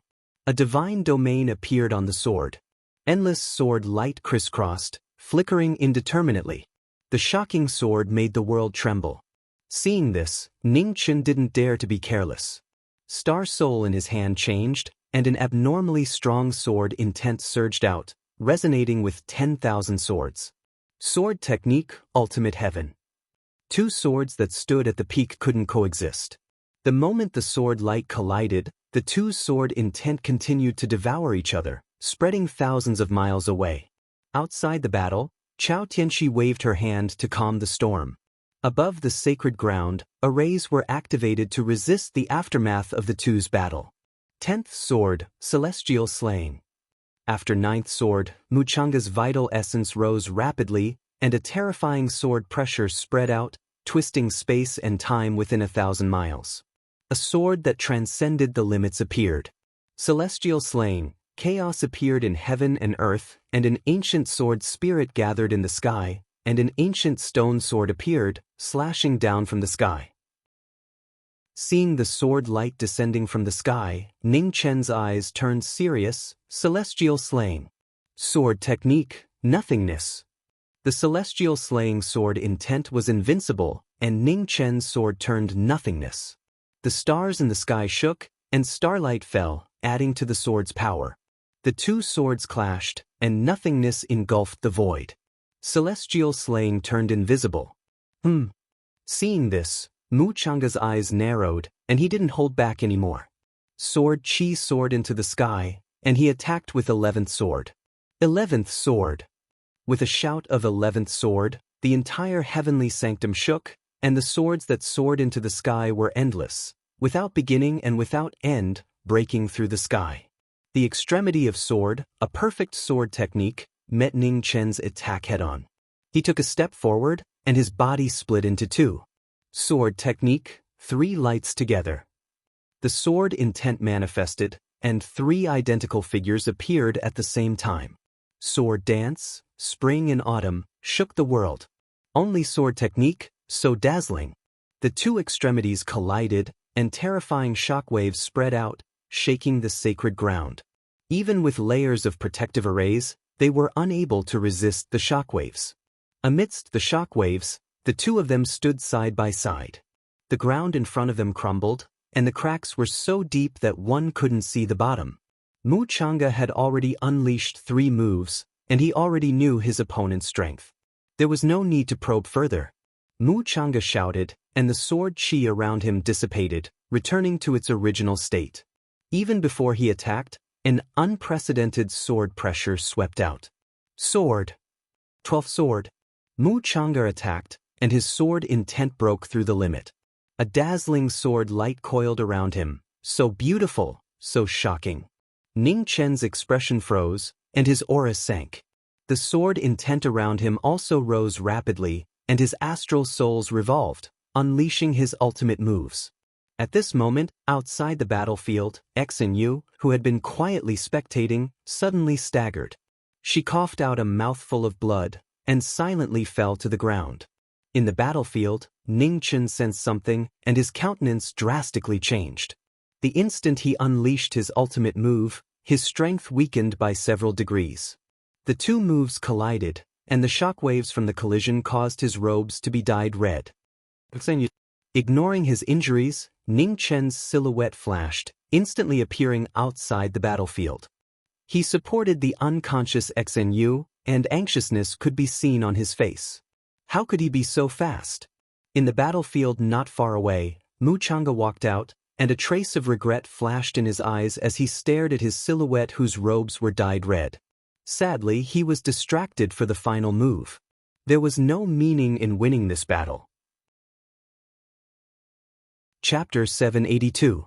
In the heavenly sanctum sacred land, Shimujin went down the mountain to seal 7 successful bodies to temper himself. The battle between the peak swords was still vivid in his mind. He had cultivated for dozens of years, and he had left everyone in the dust. No one could catch up to him. The heavenly Daos were unfair. Everyone's talent and karmic luck were different.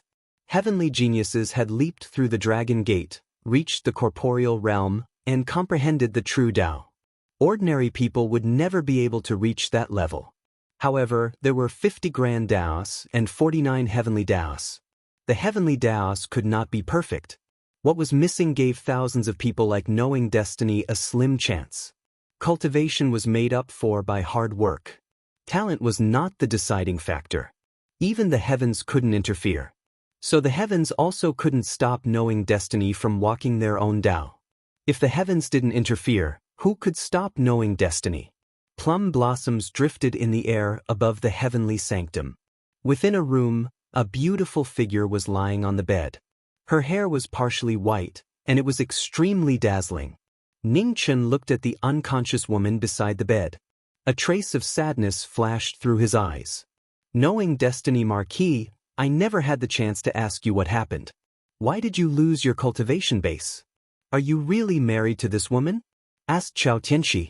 Yes. Ningchen nodded. He took a step forward and gently stroked her face. It's a long story. The past was like smoke. Ningchen's gaze never left the unconscious woman. He gave a simple recount of what had happened.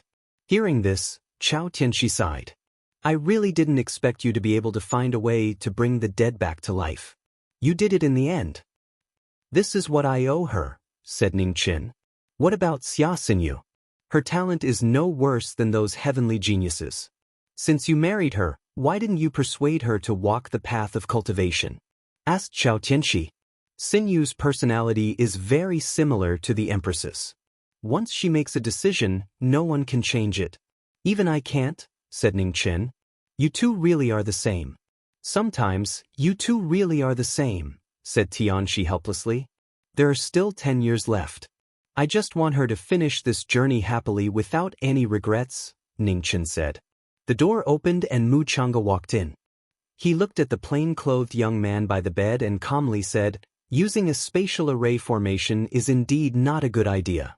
If you were alone then it would be fine, but now you have this young lady by your side. If you encounter a top inheritance with ill intentions then it will be difficult for you to protect her. Ningchen shifted his gaze and looked at the honorable swordsman who was walking in. He said, Honorable swordsman, you said that there was another way. I wonder what it is? Tianzhou. Muchanga said seriously, in the past, when I was traveling the world, I once saw a spirit artifact that could travel through space.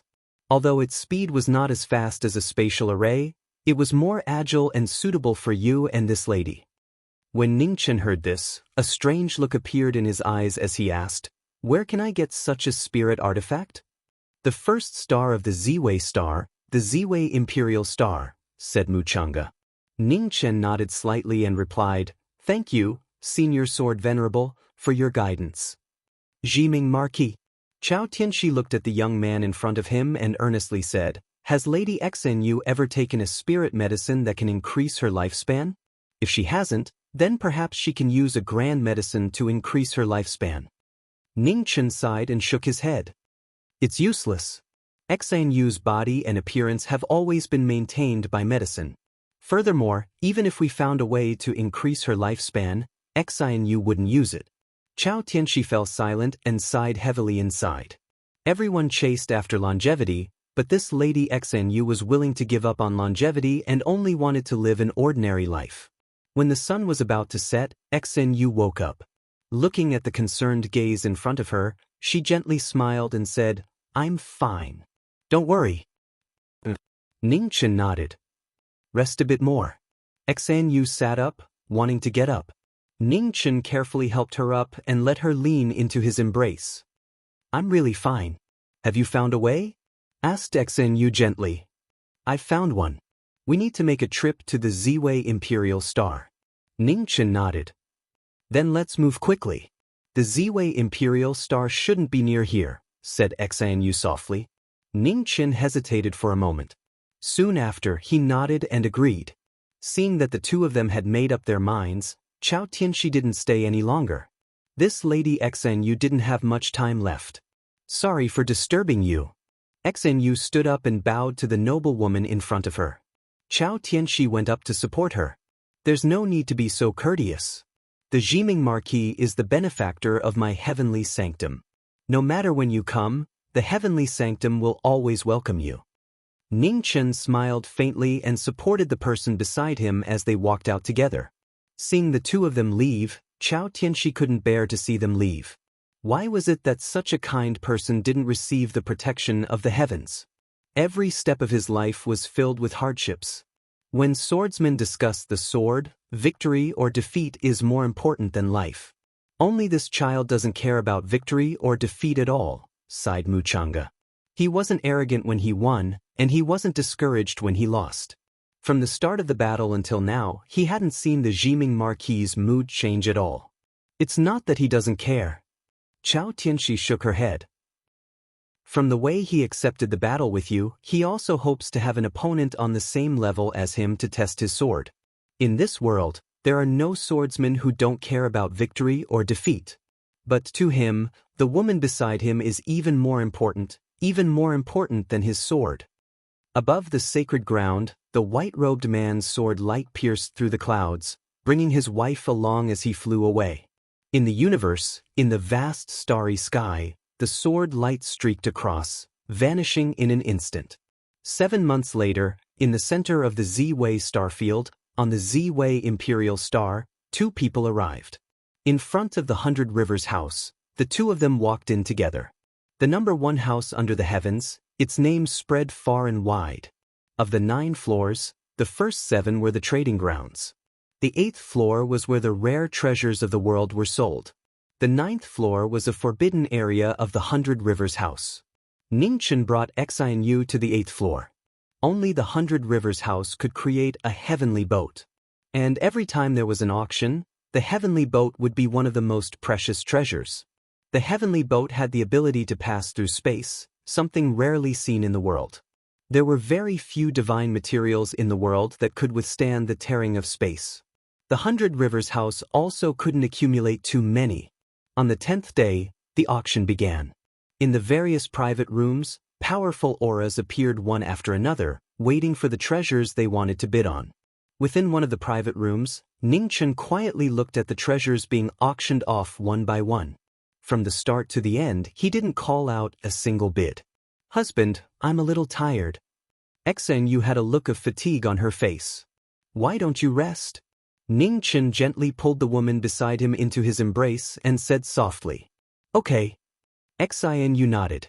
She leaned on his shoulder and quietly fell asleep. Her long white hair could no longer be concealed. It symbolized that the most resplendent pearl of Grand Xia was about to reach the end of her life. For hours later, the treasures being auctioned off became more and more extraordinary. Every single one of them was sold for a price of over 5,000 immortal jades, causing people to be speechless. The heavenly boat has the ability to pass through space. There's no need for me to introduce its value. Everyone should be very clear about it. The starting price is 9,000 immortal jades. Everyone, please start bidding. At the side of the stage, a beautiful woman looked at the private rooms in front of her. In each of the private rooms, the powerful qi changed and manifested. They all had thoughts about the heavenly boat. 30,000 immortal jades. Just as they were about to bid, a calm voice rang out. Instantly, the entire 8th floor fell silent. Oh! In a private room not far away, a woman dressed as a man frowned slightly. She looked in the direction of the voice. Who was it? Prince Qi, do you want to raise the price? Asked an enchanting woman from the side. No need. King Qi shook her head. 30,000 immortal jades had already exceeded her range of acceptance. Although this treasure was one of her goals, she hadn't expected such a person to appear. There were still other things she wanted. There was no need to compete with this person on a single heavenly boat. On the 8th floor, after the first bid, the private rooms all chose to remain silent. No one bid again. At the side of the stage, a strange light flashed through the woman's eyes. The heavenly boat's value was extraordinary. In the past, it had indeed been auctioned off for a sky-high price. However, this was the first time she had seen someone directly bid 30,000 immortal jades. She wondered which power was so bold. 30,000 immortal jades going once. 30,000 immortal jades going twice. 30,000 immortal jades going thrice. Sold. With that, the ownership of the heavenly boat was decided. This unexpected situation caused everyone to pay more attention to the private room that had bid this time. However, in the following auction, the private room that had bid earlier didn't make any more bids. In a private room not far away, King Chi's eyes narrowed. Concubine Yun, that person is about to leave. Secretly follow him. Be careful. Don't be discovered. Yes. Concubine Yun accepted the order and left the private room. Who could it be? King Chi tapped her finger on the stone table in front of her as she pondered. Before coming to this planet, she had done a detailed investigation of all the powers on Crepe Myrtle Planet. The number of great powers that were so bold could be counted on one hand. However, these great powers already had the heavenly boat. Why would they still want to fight over it? Strange. In the 100 Rivers house, Ningchen paid the immortal jades and put away the heavenly boat. Soon after, he left with Xenyu. Send someone to follow him and find out his identity. On the 9th floor of the 100 Rivers house, an old figure opened his eyes. Almost at the same time, the private rooms on the 8th floor also took action. They secretly sent people to follow him. Outside the 100 Rivers house, Ningchen sensed many unfamiliar auras following behind him. He ignored them and walked towards an inn not far away. Xenyu, let's rest for a day first. Tomorrow we will leave for another place.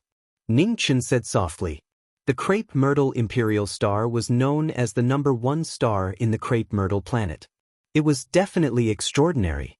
Since he and Xenyu had come here, they should at least walk around. Xenyu nodded, replying softly. Reporting to Paragon, that person is staying at the Cloud Gathering Inn. Not long after, the spies reported back one after another, reporting the situation. Truly skilled and daring. Chapter 783. As night fell, the lanterns in Yunlai Inn were lit. The candles on the 2nd floor flickered brightly. In front of a bronze mirror, Xenyu untied her hair. Looking at her snow-white reflection, she sighed inside. In the end, she couldn't keep her. Ningchen walked up and gently hugged her from behind. It's fine. It's just that your hair is a bit whiter. Our 9th princess is still as beautiful as ever. Xenyu turned back as a smile appeared on her beautiful face. You only know how to console me. Princess, it's already late. How about your husband help you rest? Teased Ningchen.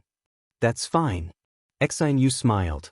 Not long after, the candles in the room were extinguished. Everything was the same as before. In the room across from them, a handsome figure in luxurious clothes stood there, a strange light flashing in his eyes. If this person didn't have a heavenly treasure to rely on, then he was an idiot. Behind him, an enchanting woman looked at him and said, Prince Chi, do you need me to test him? Not for now. Prince Chi shook his head. There will be people who can't sit still before us. 30,000 immortal jades is not a small amount even in the most peak sections. This person's identity is definitely extraordinary. Concubine Yun frowned. I didn't sense any true chi fluctuations from his body. Could he just be a playboy from some great sect or dynasty? There are many treasures in the world, and it's not like there aren't any things that can conceal one's aura. We can't jump to conclusions. He only booked a room for one day and will leave tomorrow. Whether he's a dragon or a worm, we'll know soon enough. You can go now. Don't alert him, said Prince Chi calmly. Concubine Yun respectfully accepted her orders and left. At the same time, numerous figures were hidden in the shadows outside the inn, staring at the mission target. No one dared to act rashly. The cold moon moved to the west. A calm night with dark undercurrents gradually passed. There was no movement in the room on the second floor. It was as if they didn't notice what was happening outside. The next day, under the first rays of the morning sun, the door to the room opened. Xnu, who was dressed in a simple and elegant dress, walked out. Her countenance was so beautiful that it could cause the downfall of nations to fall into a daze. Across the room, the door opened. Prince Qi looked at the woman who walked out of the room. Such a stunning woman was rarely seen in the world. Unfortunately, he didn't have much lifespan left. After the woman walked out, the young man in plain clothes also walked out. He closed the door and went downstairs together. "Follow me." In the dark, a figure received the order and followed. Outside the city, the two of them headed west, away from the bustling human world. The imperial star, the vast divine land, and the incomparably magnificent mountains and rivers stretched between heaven and earth, making people reluctant to leave. Amidst the beautiful mountains and rivers, the smile on Xnu's face grew wider and wider. She had forgotten all her troubles and was enjoying the scenery with the people around her. Half a month later, more and more figures followed behind him. Finally, some of them could no longer sit still and revealed their killing intent. In front of a large river that flowed to the east, Ningchen looked at the woman by the river. The gentleness in his eyes couldn't be dispelled. Ningchen didn't look back. He waved his right hand, and a fallen leaf shot out, piercing through the air. 1,000 feet away, a waterfall of blood gushed out. Before the black-clothed figure could make a move, his eyes were filled with disbelief as he stared at the fallen leaf in his chest. He wanted to say something, but no sound came out. The black-clothed figure fell down. The blood from his chest dyed the ground red. Even in death, he was unable to close his eyes. "Husband." Xnu turned her head and looked at the person in front of her. Her face reddened and she softly said, "I want to take a bath in this river." When Ningchen heard this, he gently smiled and said, "Go ahead, I'll watch for you." Xnu's face turned even redder. "Can you turn around?" Ningchen smiled. "We are husband and wife. Are you afraid I'll watch?" Although he said that, Ningchen still turned around and waved his right hand. Behind him, countless fallen leaves flew into the air, forming a barrier in front of the river. 1,000 feet away from the river, numerous figures were shocked when they saw this scene. "Friends, you've followed me for so long. It's time to return and report," said Ningchen calmly. In the dark, numerous figures were shocked. When they saw the gaze of the plain-clothed young man in front of them, their hearts sank. So they had been discovered long ago. Retreat. They no longer hesitated and immediately retreated. "Miss, what about you?" Ningchen looked at the two people on the other side. "You've truly hidden your strength." Two figures walked out. The one in front was wearing luxurious robes and holding a folding fan. His appearance was exceptionally delicate, and he looked a bit too handsome. Behind him, a woman with an enchanting appearance and an exquisite figure followed. Her seductive aura was the epitome of a femme fatale. Ningchen only glanced at the woman behind him before turning his gaze to the person in front of him. The woman behind him had an extraordinary cultivation base. She had already reached the immortal void-treading realm. However, the true expert was this young master who was dressed as a man. Mid-true realm. "I wouldn't dare say I've hidden my strength. Why have the two of you followed me all the way here?" asked Ningchen. "I am Lin Yuzhen, and this is my maid, concubine Yun. We followed you because we wanted to become friends with you," said Lin Yuzhen calmly. "Let's not beat around the bush. Just tell us your intentions," said Ningchen. The heavenly boat. Lin Yuzhen closed her fan. "Are you willing to part with it?" "I'm willing to exchange it for 40,000 immortal jades." Ningchen narrowed his eyes. "Since you can take out so many immortal jades, why didn't you make a bid back then?" "I won't hide it from you. At the time, I did have other things I wanted to fight over, so I couldn't waste too much immortal jades on this item. However, something unexpected happened, and the 100 Rivers building didn't take out what I wanted.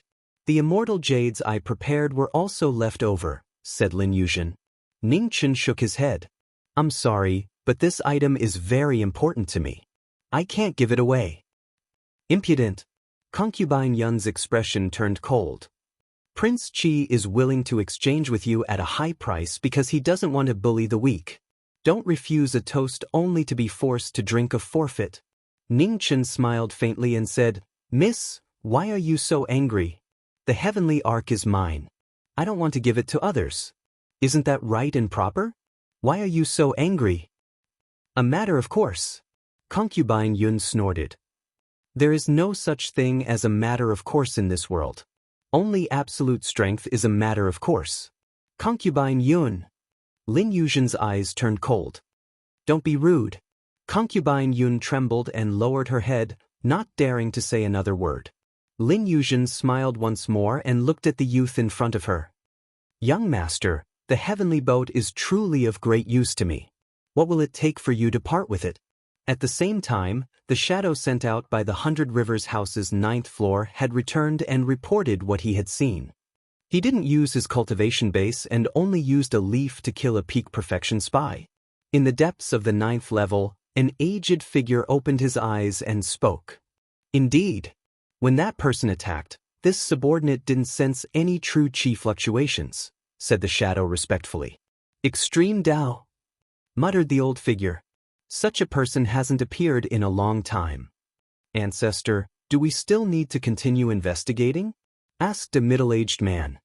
No need. The old figure shook his head. Do you know the identity of the cross-dressing woman the shadow spoke of? I don't know. Prince Qi, Lin Yuzhen, said the 100 Rivers House's ancestor. The middle-aged man's expression shook. The spirit void Starfield's Prince Qi who can contend with the Ji family? The 100 Rivers House's ancestor nodded. This Prince Qi was born in a family of generals and has been known as a man since he was young. Because of his outstanding military exploits, he was bestowed the title of prince by the mortal realm's emperor. Later on, he coincidentally embarked on the path of cultivation. Although he hasn't cultivated for long, his progress is astonishing. In just a short 100 years, he has already reached the mid-stage of the true realm. Even the grand elders of the Ji family don't want to casually provoke him. The middle-aged man came back to his senses, suppressed his shock, and nodded. The world-shaking Prince Qi had actually personally come to the Myrtle Imperial Star. Just why? Tens of thousands of leaves fluttered in the wind. Lin Yuzhen looked at the man in front of her and once more asked about the conditions. I'm sorry, but the heavenly boat is also very important to me. No matter what the conditions are, I can't part with it, refused Ning Chen once more. Lin Yuzhen's expression froze and she said, Young master, you should know that a man's wealth is his own ruin.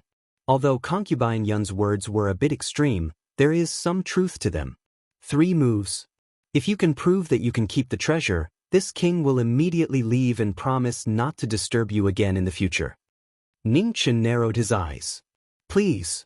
As soon as he finished speaking, the atmosphere between the two suddenly became heavy.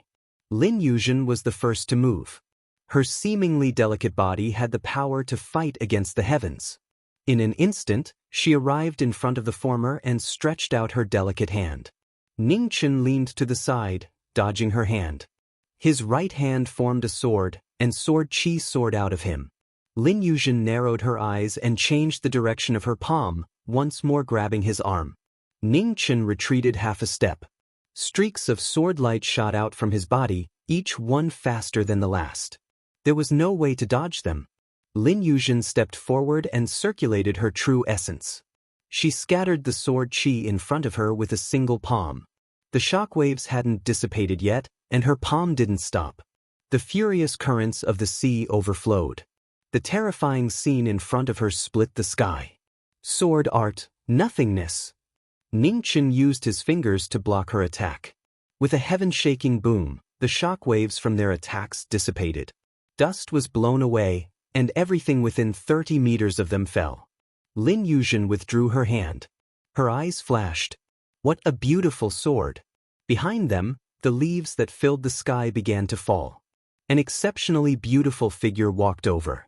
Looking at the two of them, she revealed a gentle smile. Husband, Who is this friend? Xanyu walked up and softly asked. Lin Yuzhen, a friend I just met, replied Ningchen. Xinyu nodded. She looked at the woman who was clearly dressed as a man. She smiled. Miss Lin, it's not good to force people to do things they don't want to do, right? Chapter 784. Thousand Separation Mountain. In front of the great river flowing to the east, Lin Yuzhen looked at the exceptionally beautiful woman before her and narrowed her eyes. All along, she had thought that this woman was merely an ordinary woman. Other than her outstanding appearance, there was nothing worth paying attention to. She had not paid much attention to this woman before. It seemed that she had been blind. This state of mind and courage was definitely not something an ordinary woman could possess. Please forgive me, I was rude. Lin Yuzhen clasped her fists and apologized. Seeing the person before her apologizing, Xinyu did not say anything else. She walked behind her husband and remained silent. Seeing this, Lin Yuzhen's eyes flashed with surprise again. Forget it. Ningchen smiled and said, It's better to have one more friend than one more enemy. This matter ends here, there is no need to mention it again. Lin Yuzhen nodded and said, May I know how to address young master? Ningchen. I admire Brother Ning's magnanimity. Today's matter is my fault. If Brother Ning comes to the Spirit Void realm in the future, I will definitely wait for you. Lin Yuzhen clasped her fists again and turned to leave. Ningchen looked at the departing back and a serious expression appeared on his face. Spirit Void Starfield's people. 10 steps away, Lin Yuzhen stopped. She looked at the figure before the river and said, Young Master Ning, do you believe in Buddha? I don't. Ningchen was slightly startled. Then he lightly shook his head. I also don't believe in it. However, amongst all the gods, only Buddha believes in the afterlife. It is rumored that there is a Buddha in the all-heaven starfield. Brother Ning, you can decide for yourself. After saying that, Lin Yuzhen did not say anything else and walked out of the Thousand Separation Mountain. Hearing the former's words, Ningchen became silent and did not say anything. Husband, let's go too. Beside him, Xinyu softly said. Ningchen nodded and led the person beside him forward. After that day, no one on the Myrtle Imperial Stars saw the two of them again. It was as if they had disappeared into thin air. 7 years passed in the realm beyond heaven. The young man in white robes and the white-haired woman traveled through the various planetary systems. They didn't stay in any of the places for too long. The most beautiful time of their lives was so short. In the glorious gold starfield, on a famous mountain peak, the two of them were sitting side by side as they looked at the rising sun in the east. Husband, let's go home. Xinyu softly said. Ningchen nodded slightly and replied. As the sun rose, the two of them left the mountain peak and began their journey back. 1 year later, in the eastern divine land of the inner realm, the two people who had been away for nearly 10 years returned. The plain-clothed knowing destiny state cultivator looked the same as he did 10 years ago. However, beside Ji Ming, the woman's hair had turned completely white, and not a single trace of black could be seen. In the depths of Ning Chen's eyes, the sorrow grew thicker and thicker, so deep that it could not be dissolved. Within the borders of Grand Xia, winter had arrived. Snowflakes drifted down from the cold sky, sprinkling down onto the mortal world. The two of them walked together towards the east, 1 step at a time. 30 years of waiting, 20 years of being together. The cycle of time gradually came to an end. The Jiming Marquis residence did not alert anyone. When the two of them walked over, the guards in front of the residence were shocked and hurriedly bowed. Get up, don't make a fuss. Ningchen said softly and walked towards the Marquis' estate. The maids looked at each other, their eyes filled with shock. Why was the princess' hair all white? In the Weiyang Palace, a beautiful figure in a green dress looked in the direction of the house of the Marquis. Sadness flashed in her eyes. What was supposed to come had finally come. Marquis. In the backyard of the Marquis' manor, the old butler walked over. 20 years had passed, the butler who was in his prime had also aged. He was no longer tall and straight, showing signs of old age. What's the matter? Ningchen asked. The new year is almost here. I wonder if Marquis has any special instructions? The old butler respectfully asked. Ning Chen shook his head lightly. Just make the same preparations as the previous years. There's no need for any special arrangements. The old butler respectfully accepted the order and retreated. In the room, the fire in the furnace danced, dispelling the cold air in the room. Xnu leaned against the headboard of the bed, looking at the figure walking into the room. A smile appeared on her tired face. Counting the days, it should be the end of the year soon, right? It's almost here. Ning Chen nodded. He walked up and sat beside the bed, asking in concern, "How are you feeling? Do you still feel tired?" "I'm fine. I'll be fine after resting for a while." Xnu endured the tiredness that assaulted her as she lightly smiled and replied. "Then sleep for a while." Ning Chen helped her to lie down as he spoke softly. "Emichim." Xinu gently nodded. She lay down and slowly closed her eyes, falling into a deep sleep. Ning Chen sat beside her, quietly waiting. He didn't say anything, just quietly watching. For the next 10 days, Xinu spent most of her time sleeping. The time she woke up became less and less.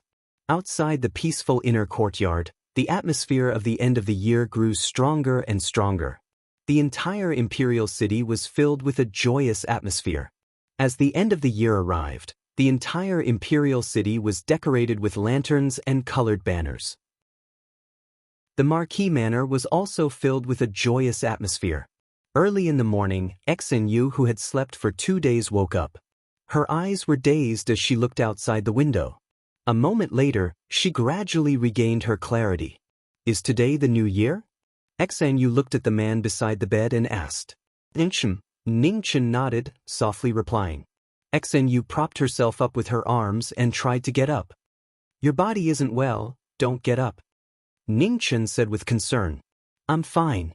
Today is the new year, we need to make a trip to the palace." Xinu smiled.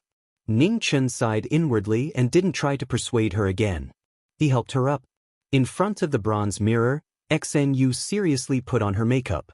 However, her white hair could no longer be concealed. It was exceptionally dazzling. "Let's go."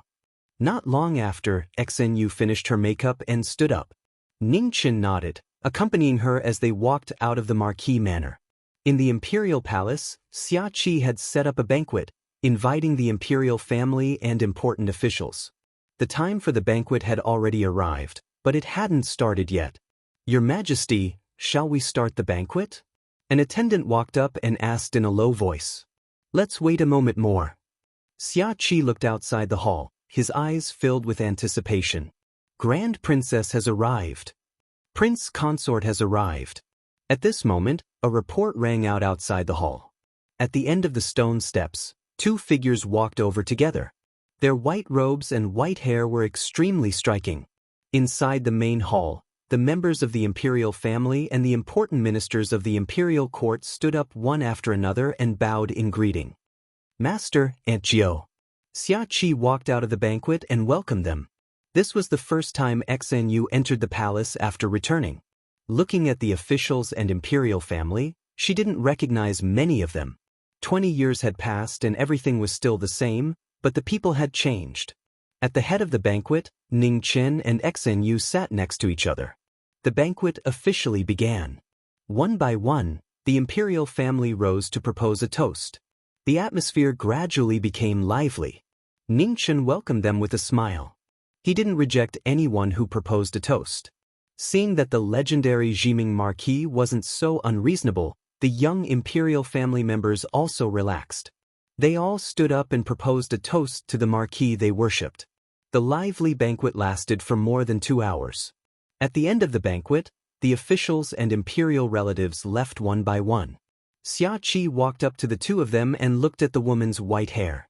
A trace of tears flashed in his eyes as he said, "Aunt Jiao, what happened to your hair?" Xnu smiled. "Aunt Jiao is old, so of course my hair will turn white." "Qi, you have done well these years. Grand Xia is our home, you must protect it well." "Qi, will work hard and won't disappoint Aunt Jiao." Xia Qi nodded his head vigorously. Xnu's face flashed with gratification. Looking at the person beside her, she said, "Husband, let's go to Weiyang Palace to take a look." Ningchen nodded and helped her up before walking out of the hall. Just as the two of them left, an old imperial consecrator walked out. Looking at the emperor in front of him, he sighed, "Your Majesty, the princess won't be able to hold on until today." When Xia Qi heard that, his body trembled violently. Sorrow filled his heart. In Weiyang Palace, the green-robed woman was waiting. Not long later, the two of them appeared. After 20 years, they finally met again. "You're back." Qing Ning looked at the two of them, smiling with tears in her eyes. "And we're back?" A smile appeared on Xen Yu's face as she replied. "Husband, please leave for a moment. I have some things to say to Sister Qing Ning." Xen Yu looked at the person beside her and said softly. Ningchen nodded and turned to leave. Qing Ning looked at the woman in front of her, tears welling up in her eyes. 20 years had passed so quickly. Xen Yu walked up, there wasn't much sadness on her face. She smiled. "Sister Qing Ning, there's no need to be sad for me. In these 20 years, I've already obtained so much. I have no regrets." 100 steps away, Ningchen stood there silently, waiting patiently. Not long later, Xen Yu walked over and took the initiative to hold his hand. Smiling, she said, "Husband, we're home." "Then let's go home." Ningchen responded softly and walked out of the Weiyang Palace. In the royal capital, although it wasn't too long, the two of them walked for a very long time. This journey felt like an entire lifetime. "Husband, thank you for all these years." Xen Yu softly said. "Silly girl, we're husband and wife. There's no need to thank me." Ningchen smiled. The blazing sun headed west. When the two of them returned to the Marquis manor, the sun had already set. The sunset was so beautiful. "Husband, accompany me to watch the sunset one more time." In the backyard of the Marquis manor, Xen Yu looked at the setting sun and asked. Ningchen suppressed the sadness in his heart and nodded. Xen Yu lightly leaned on his shoulder and murmured, "Husband, these 20 years were the happiest time of Xen Yu's life." "Really?" Ningchen's eyes flashed with tears. He smiled. "Weren't you curious about what I was drawing? 2 days ago, I finished it. Take a look." After saying that, Ningchen took out the drawing from his robes and unfolded it, passing it to the woman beside him. The woman in the drawing was wearing a long dress. Her hair was like a waterfall, and her face was flawless. It was so lifelike that it was like a girl in Grand Xia had just matured. When she looked at her, she could topple a city. When she looked at her again, she could topple an entire country. Xen Yu looked at the woman in the drawing. Her tears flowed down as a bright smile bloomed on her face. "Husband, let's meet again in the next life." As she murmured, the woman's arm fell to her side. She had a faint smile on her face. In this short life, she had no regrets. Ningchen's body trembled. Tears dripped from his eyes, wetting his clothes. The sun had completely set, and the afterglow cast a long shadow on the two of them. Chapter 785. In the manor of Jiming Marquis, under the setting sun, Ningchen carried the dead Xen Yu and left the Marquis manor step by step. From this day onwards, the Marquis of Great Xia's imperial city would no longer be ignorant. Somewhere in the starry sky, a plain-clothed figure walked through thousands of mountains and rivers, going to the heavens. Star after star, domain after domain. After walking for an unknown number of days and miles, the plain-clothed figure stepped into the all-heaven starfield and disappeared in the blink of an eye. The all-heaven starfield was filled with gods and Buddhas. It was rumored that every starfield where gods and Buddhas appeared had their own beliefs. It was a peaceful land. The Shumi Buddhist kingdom was a holy land for Buddhist cultivators. It was guarded by many vital stars, and Buddhist cultivators had reached the peak of the world.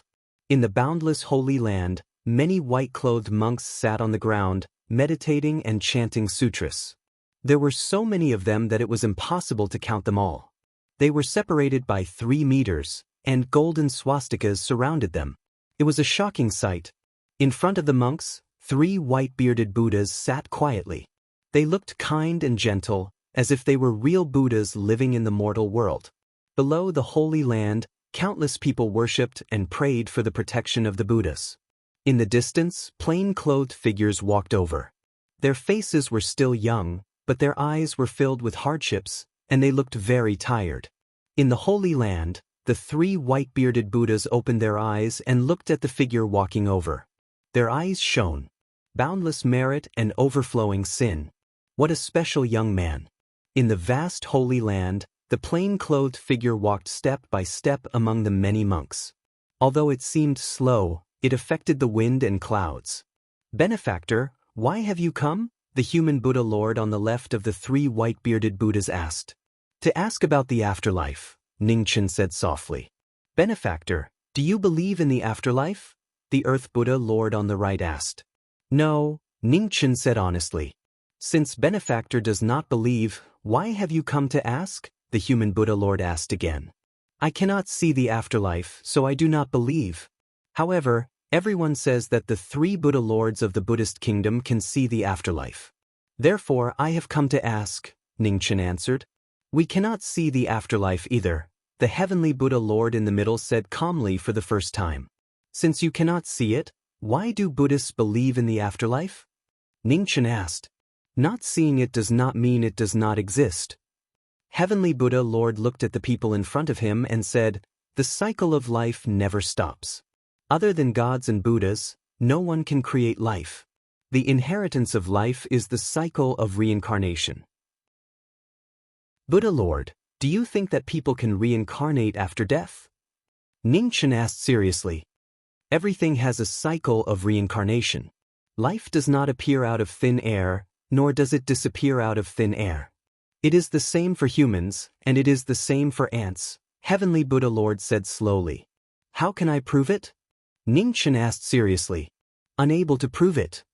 Heavenly Buddha Lord said calmly, "Benefactor, you already knew the answer in your heart before you came to the Buddha kingdom.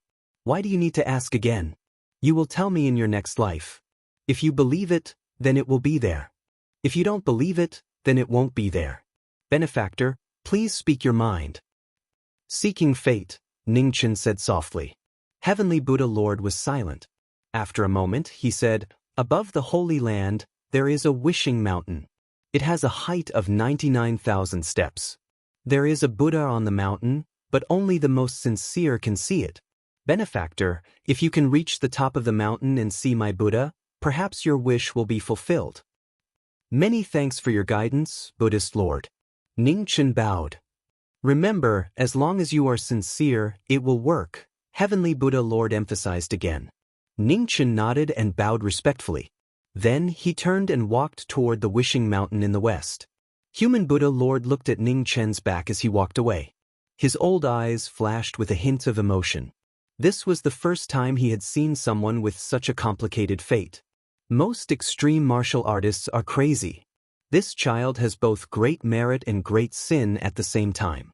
It can be seen that he has experienced countless trials and tribulations.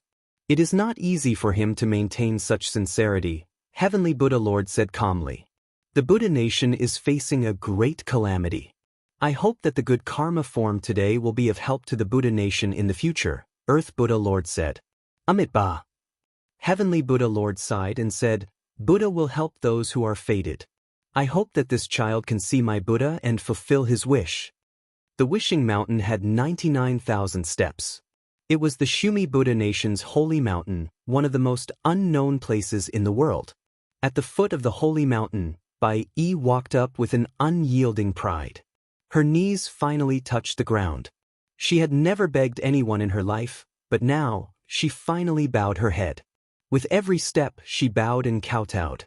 On the 99,000 steps on the path to Buddha, she bowed 99,000 times on the path to seeking fate.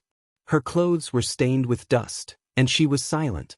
Gradually, her forehead was dyed red. Her fate in this life was over. She could not ask for anything, but she hoped for the next life to continue her previous fate. Outside the holy ground, the void was floating. A figure in luxurious clothes appeared and stood in the void. Looking at the young man in plain clothes who was praying to Buddha in the distance, a hint of emotion flashed in her eyes. He had come in the end. Your Highness, How did you know that he would come? Didn't he say that he did not believe in the next life? Concubine Yun was puzzled. He does not believe in it. Lin Yuzhen nodded and said, however, what difference does it make whether he believes in it or not? In this world, who has truly witnessed the reincarnation of a person? The most important thing is whether he is willing to let go of his pride for that woman. As the two of them spoke, on the Wishing Mountain, the steps were stained red with blood. It was glaring. The sun rose and set, and the moon rose and set. The figure in plain clothes was still walking up step by step. The blood on his forehead had already dried up several times, and new wounds had appeared on the scab. Fresh blood was seeping out. 2 days later, several large sects not far from the Buddha nation received the news that someone had ascended the Wishing Mountain. The Wishing Mountain was the Buddha nation's sacred mountain. Unless the 3 Buddha lords agreed, no one could approach it. It's the 9th son of Mahist sect. Finally, on the 4th day, a young expert who had returned from the ancient road recognized the figure in plain clothes on the Buddha mountain and exclaimed in shock. A single stone raised 1,000 ripples. Once the news was verified, it quickly spread to every great sect. The heavens were shaken. 3 Buddha lords, we have just received news that the person on the sacred mountain is the 9th son of Mahist sect who set up a trap to kill the supremacies of the various regions. A Buddha nation guardian came forward and reported respectfully. When the human Buddha lord heard this, he opened his eyes. A flash of brilliance flashed in his eyes as he said, "Understood. You may leave." The Buddha nation guardian accepted the order and left. The 9th son of Mahist sect has killed the supremacies of the various regions. He has already incurred the wrath of the world. I believe that someone will come to the Buddha nation very soon. We should not interfere in this matter, said the human Buddha Lord. Indeed. The Earth Buddha Lord nodded. In the middle, the heavenly Buddha Lord opened his eyes and said calmly, since that benefactor has ascended the sacred mountain, he is a guest of the Buddha nation. At least, before he leaves the sacred mountain, no one is to disturb him. Your Highness, something seems to have happened. Outside the sacred land, in the void above, Concubine Yun looked at the increasing number of spies around the sacred land and felt that something was amiss. It seems that the identity of that person has been recognized, said Lin Yuzhen. What identity? Asked Concubine Yun, puzzled. Ning Chen, the 9th son of Mahist sect. He is also the culprit who killed the supremacies of the various regions, said Lin Yuzhen calmly. He is the 9th son of Mahist sect? Concubine Yun's face flashed with shock. She had not recognized him at all. Lin Yuzhen nodded and said, he has cultivated for less than 100 years. There is no mistake. Concubine Yun came back to her senses, still in disbelief. So, these spies are here for this person? Lin Yuzhen replied softly and said, not everyone can ascend the sacred mountain of the Buddha nation. This person has obtained the permission of the 3 Buddha lords to go to the Wishing Mountain, which means that his identity will be exposed soon. If I am not wrong, the Buddha nation will send people here soon. Does he know about this? Asked Concubine Yun, suppressing the shock in her heart. How could someone who can set up a trap to kill the supremacies of the various regions not know about today's consequences? However, he still came, said Lin Yuzhen calmly. As soon as they finished speaking, thunderclouds appeared in the distance of the Buddha nation. An unusually heavy pressure attacked them. It was getting heavier and heavier. It covered the sky and the sun, making people feel that the end of the world was near. They are here. Lin Yuzhen turned around and said slowly. 5 people descended from the thunderclouds. They walked step by step into the Buddha nation. Their powerful auras shook the heavens and the earth.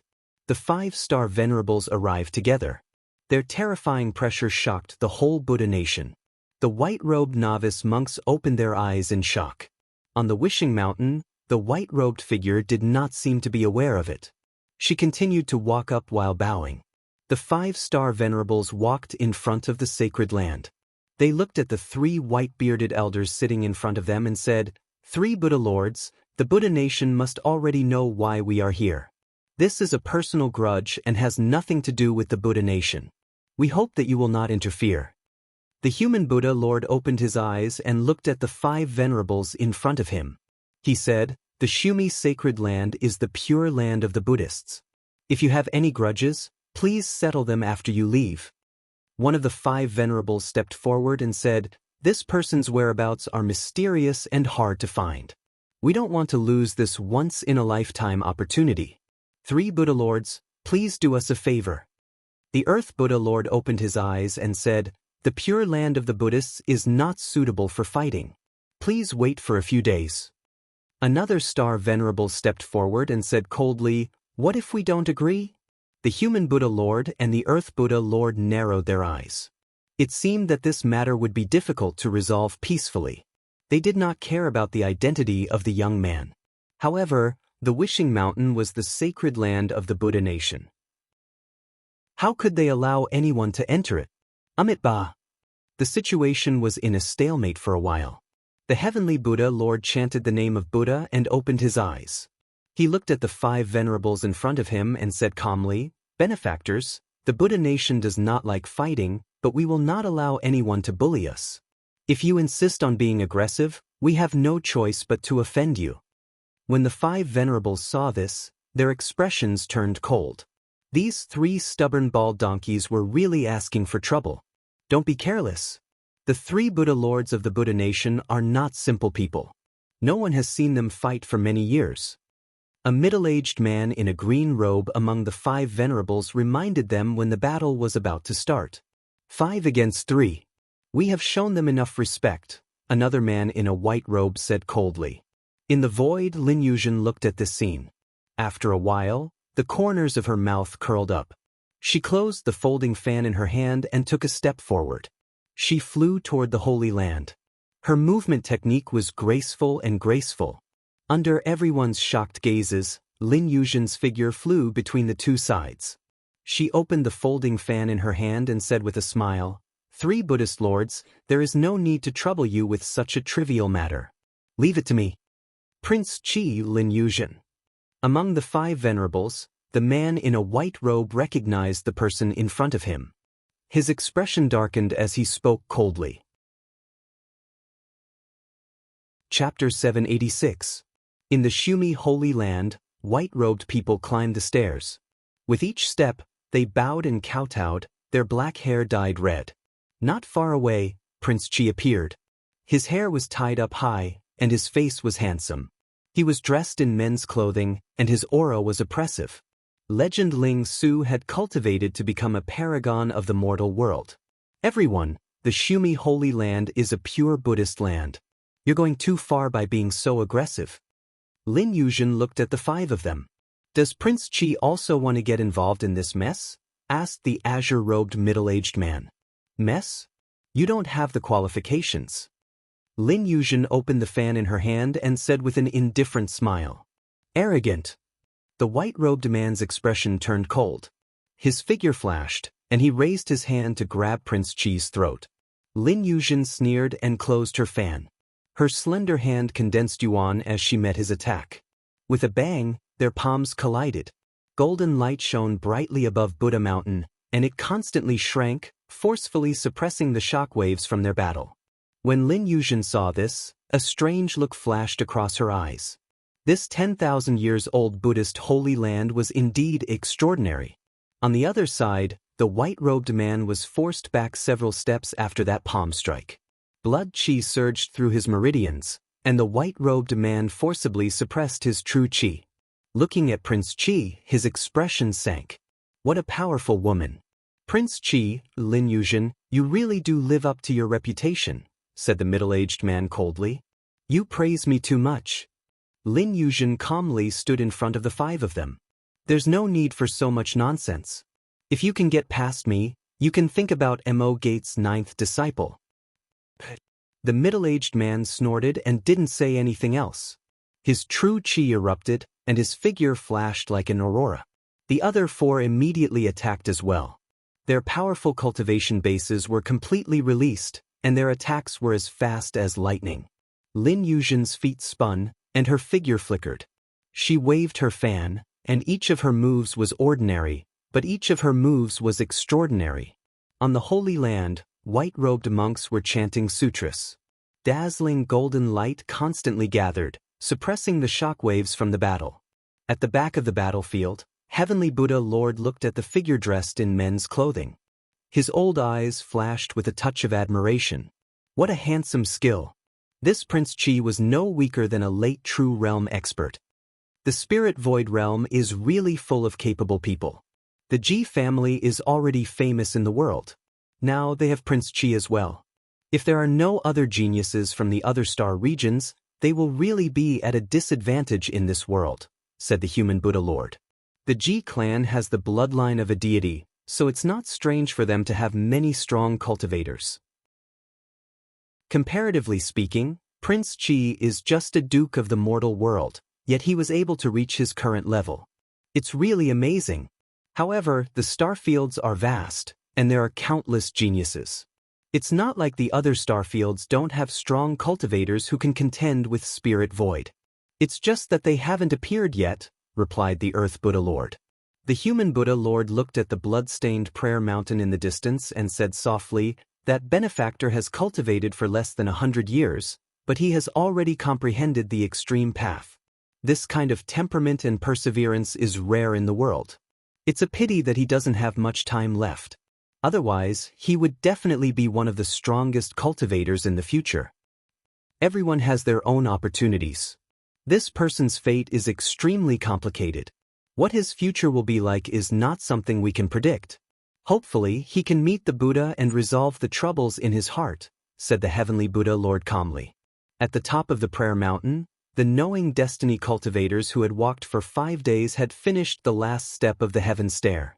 In 5 days, they had walked 99,000 steps, bowed 99,000 times, and kowtowed 99,000 times. Drops of blood stained every step of the heaven stair. It was dazzling and eye-catching. At the top of the mountain, a huge Buddha statue towered into the clouds. It was 100 feet tall and shone with golden light. It was extraordinary. Ning Chen bowed and knelt before the Buddha. He bowed 3 times and kowtowed 9 times, praying for fate in the next life. The Buddha statue shook, and golden light shone brightly, illuminating the entire prayer mountain. On the Holy Land, everyone felt it. They looked at the mountain in the distance, shocked. Let's end this quickly. Sensing the change, the middle-aged man's expression darkened, and he said sternly.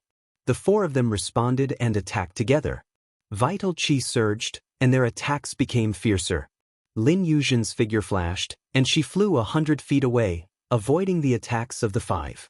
Her eyes turned cold. 3 Buddha Lords, I didn't want to use weapons in a peaceful place of Buddhism. However, it seems that I have to be impolite now. As soon as she finished speaking, an ancient and exquisite sword appeared in Lin Yuzhen's hand. The moment the sword was unsheathed, the wind and clouds in the 9 heavens changed. The cry of a phoenix shook the world. Phoenix cry sword. The expressions of the 5 people who rushed up changed drastically. They wanted to retreat, but it was too late. In Lin Yuzhen's hand, the cry of a phoenix entered the ground, and a surge of vigorous energy spread out. In the dazzling light, the 5 of them flew out, vomiting blood. On the Holy Land, the white-robed novice monks trembled. Their chanting was interrupted, and the golden light around them dissipated. Late-stage True Realm.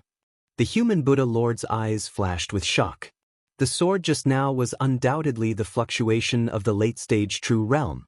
Had Prince Chi cultivated to such an astonishing level? More than 100 years, late-stage True Realm. She is truly a peerless genius. The earthly Buddha Lord sighed. To be able to fight against the Lingshuji family and Prince Chi, Lin Yuzhen, on her own, was indeed terrifying. At the same time, golden light shone on the Wishing Mountain. The 100 feet tall Buddha statue shone brightly, illuminating the sky. Billions of people gathered together, and the golden Buddha appeared in the world. The Buddha looked so dignified that no one dared to look at it directly. When the Buddha appeared in the world, Ning Chen remained silent and bowed again. Young man, what is it that made you so sad? I can't ask for more. Ning Chen kowtowed and said, For what? Ask for fate. Ning Chen said honestly. Fate comes and goes. It is fate. Do you know what price you have to pay to change fate? Are you willing to pay any price? Ning Chen replied. 9 reincarnations. After 1,000 years, the same flowers will bloom in the world. In these 1,000 years, you will be faced with thousands of disasters and tribulations. Your life will be worse than death. If you die, you will sink into oblivion, unable to be reincarnated. Are you willing? Yes. Ning Chen replied softly. After 1,000 years, go and find her. In the vast sea of people, whether you can continue your fate will depend on your luck. Thank you. Ning Chen bowed. The world is obsessed with life and death. Young man, your life has been rough and you've experienced so many deaths. Can't you see through it? It's because I've experienced so much that I can't let go. Ning Chen's eyes flashed with exhaustion. Death isn't the end of life, but a change in the form of life. Young man, you once risked your life to protect the world and endured countless tribulations. As long as you are willing to let go of your obsession and focus on your own Tao, you will be the closest person to God in this world. As she spoke, the golden Buddha statue formed by billions of people's faith scattered and the dignified image gradually disappeared. Ning Chen fell silent as he looked at the golden light that disappeared. A moment later, he got up and walked down the mountain. Above the Shumi sacred ground, Prince Qi blocked 5 venerables by himself. The cry of a phoenix came out of its sheath and its divine might shook the world as it heavily injured 5 true realm experts. The 5 venerables stabilized themselves and looked at the person in front of them with shock and anger. Do you want to leave or continue? I'll keep you company. Lin Yuzhen glanced at the 5 venerables and said indifferently. Before she finished speaking, a figure in plain clothes walked over from the distance. Every step was steady as if she had never seen the battle above the sacred ground. After a few breaths, she arrived and bowed respectfully to the 3 Buddha lords. Thank you. Benefactor, since you were able to see our Buddha, it means that you are fated with our Buddhist sect. I hope this trip didn't disappoint you. Heavenly Buddha Lord opened his eyes and said, I will remember your kindness to the Buddhist kingdom. If I have the chance, I will definitely repay you. Ning Chen bowed again and turned to look at the 5 venerables. He said calmly, You're here for me, right? The 9th son of Mo Gate. Venerable Bai Xing couldn't hide his murderous intent. He moved his feet and rushed forward. Lin Yuzhen's expression turned cold. She flashed and blocked in front of him with her sword. Did I allow you to go over? Prince Qi, Venerable Bai Xing was furious. He couldn't control his anger, but he didn't dare to move because of Prince Qi's strength.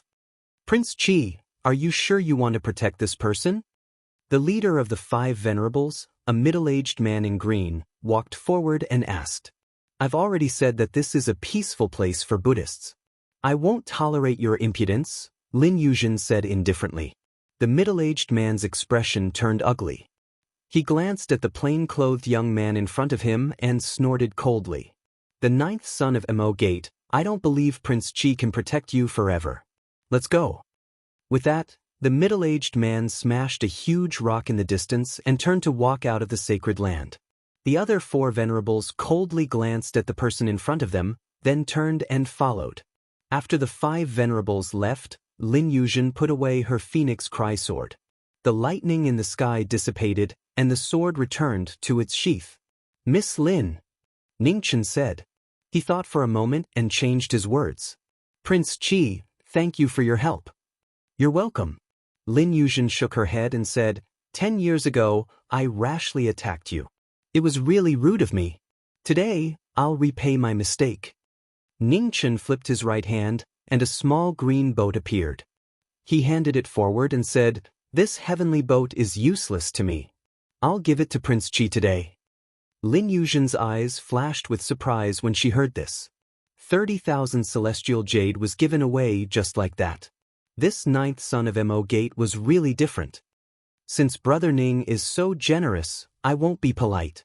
This heavenly boat is indeed very useful to me. Lin Yuzhen waved her hand and took the heavenly boat from Ning Chen. She said seriously, Brother Ning, where are you going? I'll send you there. Those people won't let it go. I know Brother Ning doesn't mind. However, it's better to avoid trouble, isn't it? Ning Chen was silent for a moment, then he nodded and said, "Thank you, Prince Qi." The two of them bid farewell to the three Buddha lords and flew out of the Buddhist kingdom together. "Did you see the origin of this person?" Heavenly Buddha Lord asked after the two of them left. Human Buddha Lord and Earth Buddha Lord shook their heads and said, "He had a supreme treasure on him that hid his aura. We only saw what he wanted us to see." Netherworld King's Pure Land, Eastern Region Divine Prefecture, Great Xia Jiming Marquis, Heavenly Buddha Lord said slowly. Human Buddha Lord and Earth Buddha Lord were shocked. People from Netherworld King's Pure Land? How could it be? Could it be that the Netherworld King's boundary had been opened? Chapter 787. In the vast starry sky, the heavenly ship passed by in a flash, merging into the void. On the heavenly ship, a young man in plain clothes stood there, looking at the stars falling behind him. He didn't say a word for several days. Inside the heavenly ship, Concubine Yun was puzzled. "Your Highness, what is it about this blockhead that you value so much?" Lin Yuzhen glanced at the figure in plain clothes. "What kind of person do you think is worthy of this king's attention?" Concubine Yun was startled. After thinking for a moment, she said, "I can't say. But aside from his strength, he doesn't have any other strong points. With your Highness's status, there are countless experts willing to serve you.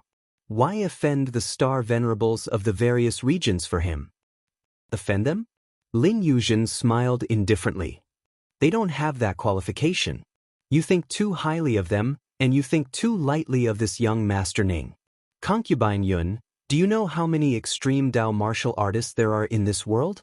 Concubine Yun shook her head. "I don't know. No more than 10. Lin Yuzhen calmly said, "In the extreme Dao, every step forward is as difficult as ascending the heavens. Without a cultivation method, there is no way to pass it down.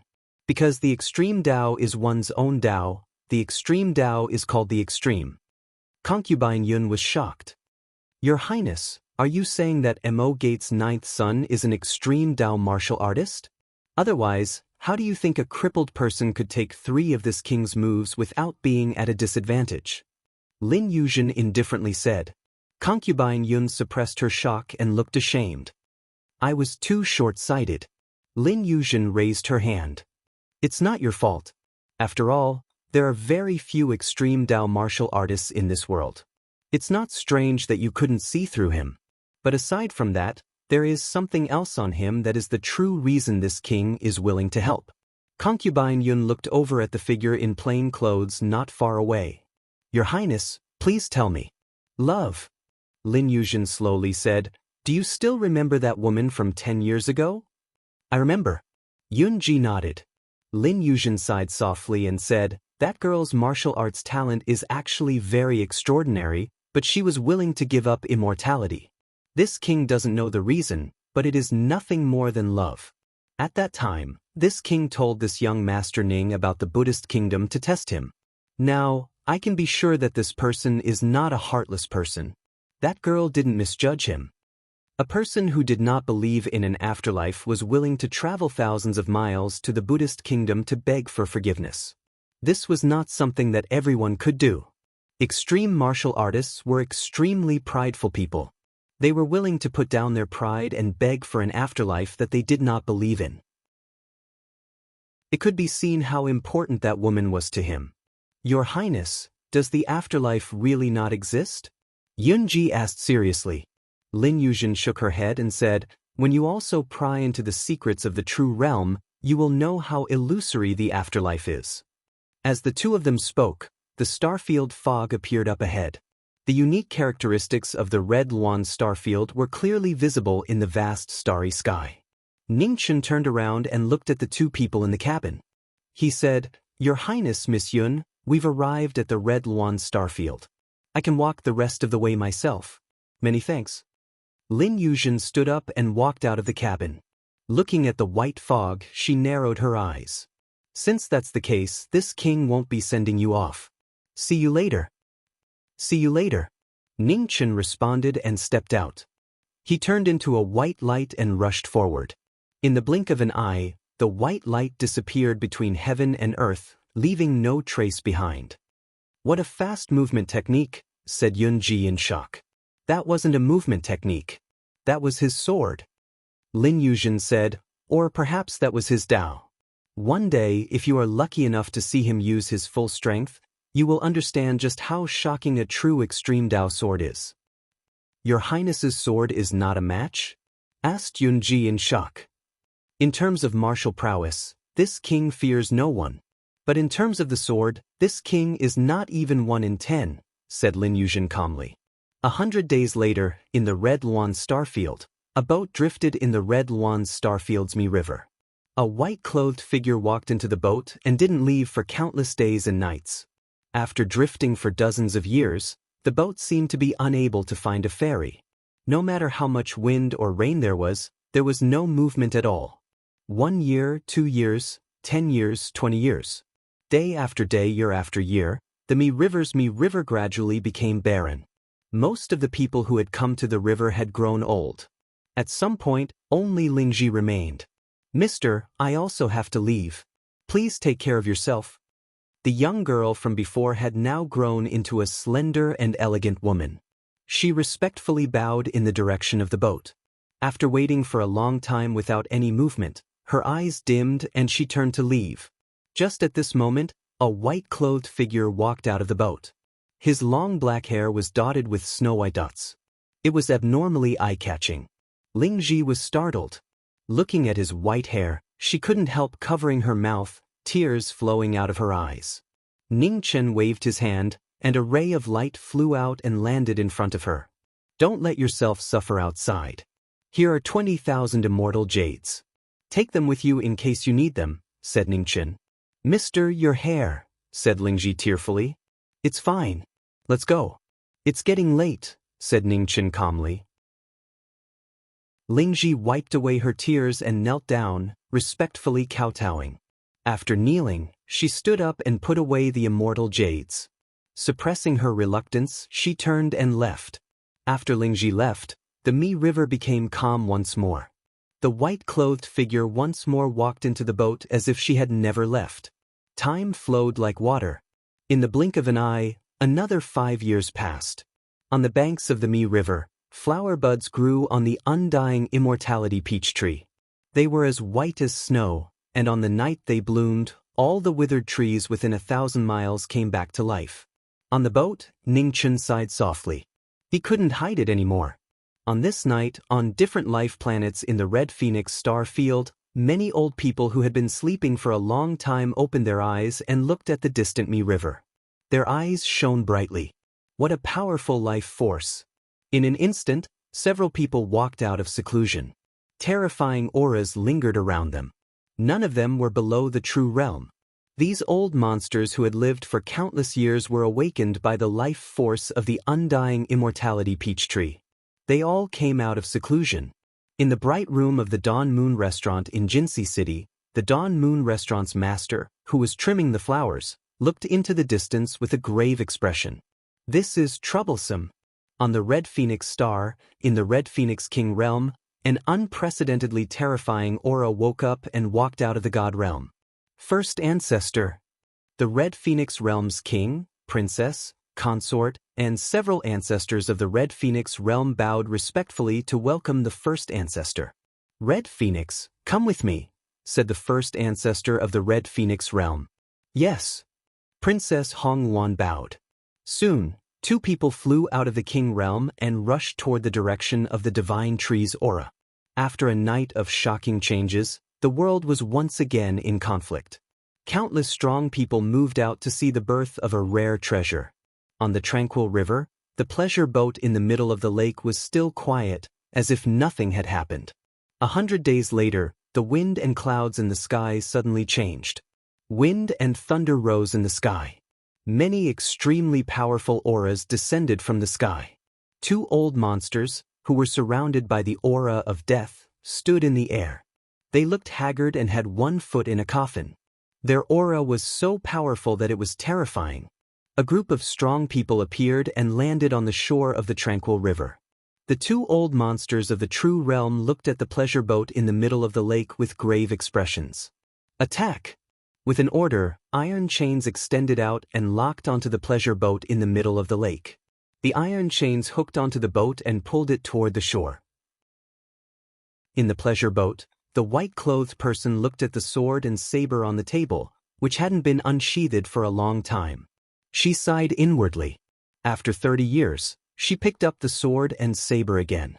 In the next moment, the iron chains that hooked onto the pleasure boat broke apart and scattered. Since you've forced me to this point, I can only accompany you. As she spoke, Nian Qing was unsheathed. Silver light filled the eyes. The blade that instantly sealed their throats was too fast for the eyes to take in. Before they could see the saber clearly, before they could see the person clearly, the saber passed by. Vermilion blood spurted out. The two old monsters of the true realm were shocked. When they turned around, they saw that the 10 subordinates behind them had all been beheaded. No one will disturb us now. Please. Ningchen clenched his left hand and released his astral soul. Immediately, the dark clouds in the sky disappeared and the stars in the sky swayed. The white-clothed person's body moved like lightning. His sword was like a graceful swan. The terrifying sword aura shook people's hearts. The two old monsters of the true realm received the sword. With a bang, the sky was filled with sword light.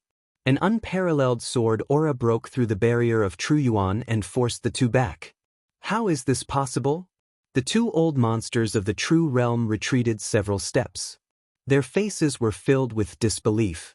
You've been asleep for too long and have already forgotten how to fight. While speaking, the ground beneath Ningchen shook violently. A broken ancient sword rose up. In an instant, the earth energy within 10,000 miles of Mi Shui River gathered and sealed the entire battlefield. Immortal trapping sword. The two old monsters' pupils shrank as they exclaimed, "Don't worry, I don't need this sword to deal with you." Then, the white-clothed person moved again. With a saber and sword in hand, his body moved like lightning. Knowing that they had miscalculated, the two old monsters of the true realm immediately gathered their thoughts and used their full strength to fight the person in front of them. The saber and sword shook the two old monsters. Under the setting sun, the saber and sword created streaks of deathly splendor. It was immeasurable. The two old monsters of the true realm didn't dare to be careless. They split their attention to immortal trapping sword not far away while working together to deal with the might of the ultimate martial. On the other side of the battlefield, the red light on immortal trapping sword became more and more dazzling, making the two old monsters of the true realm more and more wary. "You go get that sword. Leave this person to me," said one of the old monsters. "Be careful." The other person's figure flashed and flew toward immortal trapping sword. Ugh! Suddenly, a muffled groan sounded. The old monster who went to snatch the sword immediately turned back, only to see that in the battle behind him, a broken stone sword silently passed by without any warning, directly piercing into the heart of the cyan-robed old monster.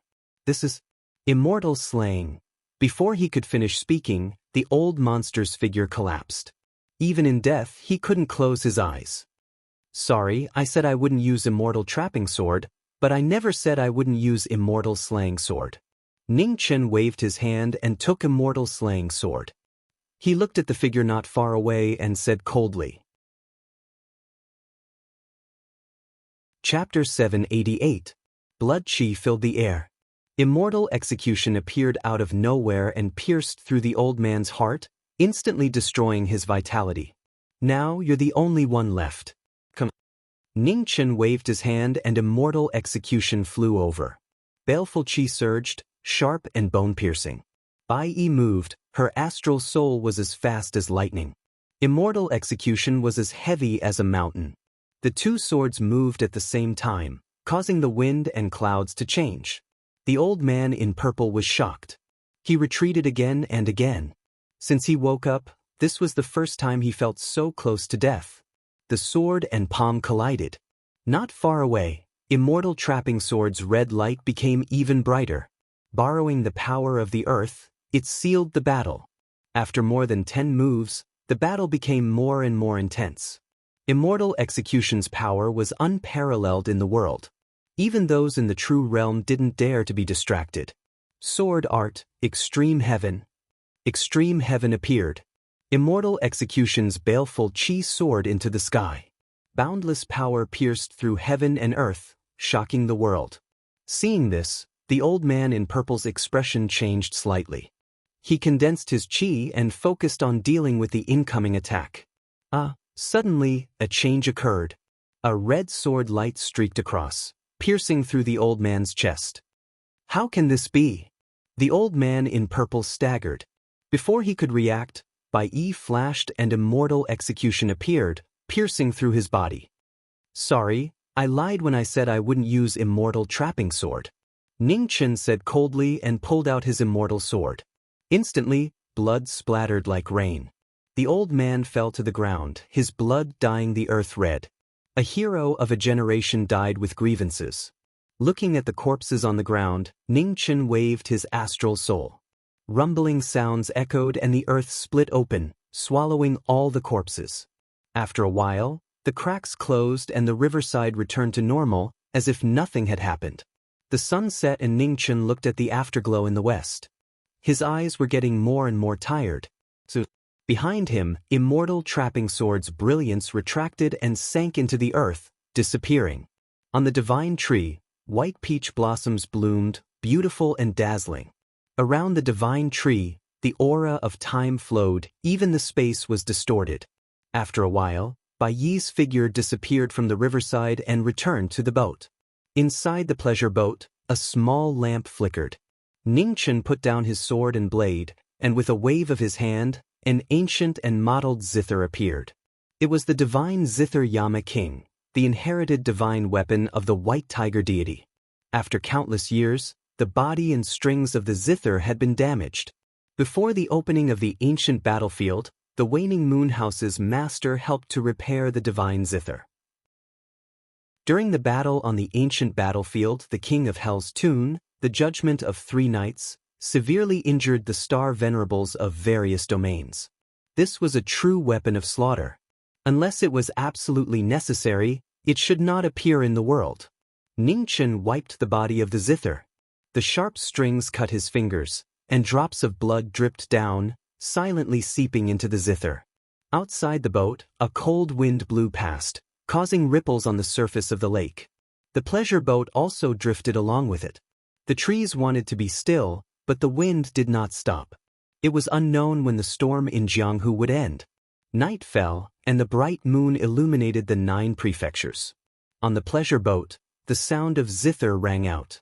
It was peaceful and tranquil, standing aloof from worldly affairs. Suddenly, hundreds of black shadows descended from the sky.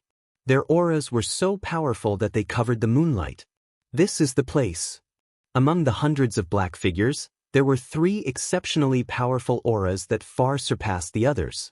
They were extremely eye-catching. The strong cultivators had come again to seize the treasure. Their killing intent covered the sky and the moon, making people's hearts palpitate.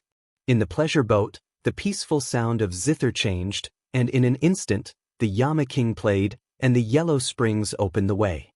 The sound spread out, and the killing intent exploded. The formless sound waves attacked people's minds. Before the black figures could react, their bodies exploded one by one, and blood fell like rain. Kill! Among the many black figures, 3 people rushed out, and their scimitars were like crescent moons, slashing toward the pleasure boat in the lake. Ding! The Yama King moved, and the world stilled. After a moment, a terrifying killing intent spread out, and the Mi Shui River trembled. Ugh! The 3 figures all flew out dozens of feet, and they staggered while vomiting blood. Retreat! In an instant, the black figures that filled the sky were all killed. The 3 people's expressions sank, and they no longer lingered on the battle. They quickly rushed out of the battlefield. You can't retreat. A calm voice came out from the pleasure boat. Above the Mi Shui River, a red light rose, sealing the battle. The zither sounded again, and the world shook. A powerful killing intent surged. The 3 tried to block, but the sound was formless and unstoppable. Blood filled the sky. The sound entered their bodies, and the three figures exploded. Blood and bones flew everywhere. The battle was over, and the zither music stopped. The lake surged, swallowing up the blood and bones and gradually returning to normal. The moon set and the sun rose. Time passed. The riverside was no longer an undisturbed Pure Land. Wave after wave of powerhouses spying on the treasures of heaven and earth arrived. However, without exception, all of them were buried here. At some point, the Mi-Shui River's water had turned red. It was so glaring that no one dared to approach. Rumors about the Mi-Shui River also quickly spread. One spread to two to three, and the entire world knew about it. The Mi-Shui River had a treasure that could allow people to live forever. However, this treasure was guarded by a monster, and anyone who approached would only die. Rumors could never be completely trusted. But no matter what, the terrifying rumors stopped many people who wanted to fish in troubled waters. After another 20 years, the Mi-Shui River had become a land of death. The blood-red water made it difficult for any living thing to survive. No one dared to approach it anymore. During these 20 years, countless experts had died here. No matter how many people came, none of them survived. The floating pleasure boat on the lake was as calm as before. The white-robed figure on the boat had almost all his black hair turned white. He did not have much lifespan left. Whether it was day or night, the deathly still Mi-Shui River was abnormally cold. The yin energy of countless cultivators lingered, causing chilly winds to howl and destroy the surrounding vegetation. After 20 years of killing, it was rare to find peace. It was as if the old monsters of the Red Phoenix Star Field had forgotten about the boundless life origin energy that had appeared out of nowhere and did not come. The snow-white peach blossoms on the undying immortality peach tree by the Mi-Shui River had already fallen. An azure divine fruit had grown at the center of the divine tree. Boundless life energy was faintly discernible. Even though the time and Yellow Springs divine restrictions blocked it, one could still feel its incomparably powerful life energy. 10 years later, the life energy of the divine tree's fruit became even stronger. The white-robed figure appeared on the riverbank. He stood under the divine tree silently. His white hair was no longer black, and it gently fluttered in the cold wind. 100 years had passed, and the undying immortality peach tree's fruit was also close to ripening. No fear of death could be seen in Ning Chen's eyes. Instead, there was a trace of exhaustion and relief. Mo Gate's ninth son. It is indeed you. Just at this moment, light gathered in the sky, and many figures walked out. Each of them was at least half a step into the true realm. The 6 at the front were all above the true realm. This was a shocking lineup, and a shocking pressure swept out in all directions. The clouds in the sky changed, and the bright moon lost its color. I have been waiting for you for a long time. Ning Chen looked at the sky from before the divine tree and said indifferently, "Shameless boasting." First Ancestor Hong Wan walked forward and coldly said to the white-robed figure below. An exceptionally beautiful woman walked out from behind First Ancestor Hong Wan. She was wearing a wide dress, and the hatred in her eyes was difficult to conceal. It was hard to say who was right and who was wrong. The beginning of deceit would end with deceit. Everything was false. However, once you fell in love, you had to taste the bitter consequences. Hong Luan, retreat to the side. Ancestor Hong Luan calmly instructed. Soon after, her figure descended, arriving on the ground. The other 5 venerables also descended and stood on one side. Their auras gradually rose. In the sky, the 12 half-step true realm experts were surrounded by golden chains, forming an inescapable net that sealed the space within 100 miles. Once I deal with you, it should be over, right? Ning Chen glanced at the gradually ripening fruit on the divine tree and waved his right hand. A blood-red sword flew out from the boat at the center of the lake. The instant it entered his hand, the stars in the sky flickered, and starlight fell on the world. His astral soul appeared, and Zhu Immortal also appeared. Baleful aura pervaded the entire battlefield. Venerables, please enlighten me. With the appearance of 2 swords, the battle began. 7 figures moved at the same time. Sabers, swords, palms and halberds shook, shaking the sky and shaking the earth. There was a loud explosion, and the waves were 10,000 jong high. 6 against 1, terrifying shock waves violently surged, shaking the world. True realm, ultimate martial, a martial art that transcended the limits. It didn't matter if they won or lost, only life and death. The white-robed, white-haired knowing destiny held 2 swords in his hands. He had been crippled for nearly 100 years, but his sword intent was even stronger than before. Every move of his unfathomable sword was simple yet shocking. 6 true realm experts, 2 mid-true realm experts, and 4 early true realm experts. This was an invincible lineup, but under the brilliance of the sword, every move was unable to surpass the heavens. After 100 moves, the 6 venerables couldn't hide the shock in their hearts. This kid's strength was so terrifying. In the sky, Queen Hong Luan looked at the battle below. The more intense the battle was, the more hatred in her heart increased. Everyone be careful. This kid still has an immortal sword that he hasn't used yet. After a long battle, First Ancestor Hong Luan's expression became more solemn. If immortal trapping didn't use it, it meant that this kid still had some strength left. She couldn't be careless. Sword art, nothingness. The star soul sword spun, and the starlight devoured the incoming palm energy. Bai Yi's figure disappeared, and the immortal slaying sword slashed out, dazzling the eyes. Sword art, heavenly sword. The heavenly sword appeared, and the vast sea sword split the sky. In an instant, there was only one sword in the world, stunning the world. The 3 venerables blocked the attack, and their auras surged as they blocked the heavenly sword. With a loud explosion, the sky and earth were separated. The heavenly sword shattered, and the 3 venerables took a step back at the same time. In the aftermath, Bai Yi walked out. Her body was abnormally dazzling with red light, and the earth rumbled. The earth chi within 10,000 li was absorbed into the sword in her left hand. Immortal trapping appeared, and the battle reached its peak. Everyone, you've come from afar. How can I not show you the power of my immortal sword? As soon as she finished speaking, Bai Yi moved.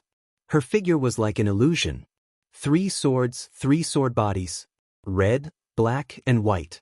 The person and the sword were as fast as lightning and as heavy as a mountain. The 6 venerables' expression became serious, and they used all their strength to block the attack.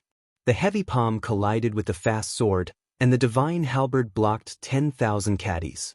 With a violent tremor, dust waves rose from 3 directions. The aftershock shook the surroundings. The earth chi within 10,000 li was strengthened, and the immortal slaying sword's sharpness increased its momentum. 1 sword broke the divine halberd, and the sword's momentum fell, and 1 sword slashed the true realm. Blood spurted out, reaching a height of several zhang, and merged into the blood-red lake, making the cold lake even redder.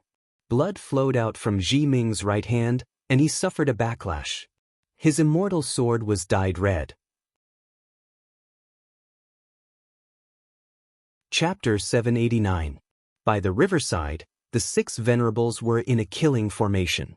Knowing destiny had white hair. Holding his sword, he was invincible. Fairy slaying and fairy trapping were used at the same time. With the support of the chi of earth, 1 sword slashed the realm of truth and dyed the night sky red. The 5 venerables were shocked. Before they could react, the sword light came again. One of them was stunned and his arm was severely injured. Don't be careless. The first venerables of Hong Luan warned. The other 4 venerables immediately calmed down and recovered from their shock. They focused on the battle. In the battle, the white-haired figure in plain clothes waved his 2 swords, slashing, stabbing, and dragging. Every move was not sloppy at all. From the beginning to the end, his expression was calm and there was no change in his emotions. He was like a battle machine, terrifyingly calm. In a lifetime of 100 years, countless battles of life and death had created the knowing destiny today. He was absolutely calm and emotionless. Fairy slaying slashed with unparalleled sharpness. Fairy trapping fell like the sky. When the sword light arrived, the first venerables of Hong Luan received it. With a violent tremor, his body slid several feet away. Sword technique, 3 lights shine at the same time. The white-haired figure moved again. His white hair danced in the wind. His body split into 3 parts. His sword was supreme. The sword danced in spring and autumn. 3 sword lights surged out. They were dazzling. As the sword lights passed, the void split into 3 parts. The entire night sky was illuminated by the shocking sword lights as if it was daytime. The sword of 100 years, the only one in the world. The 3 venerables received the sword. The terrifying sword light pierced through their bodies. Blood splattered everywhere. Groans were heard. The 3 venerables retreated more than 10 steps. Their bodies were dyed red. The 3 venerables retreated. Not far away, another venerable's palm had arrived. His palm landed on the body of the knowing destiny cultivator.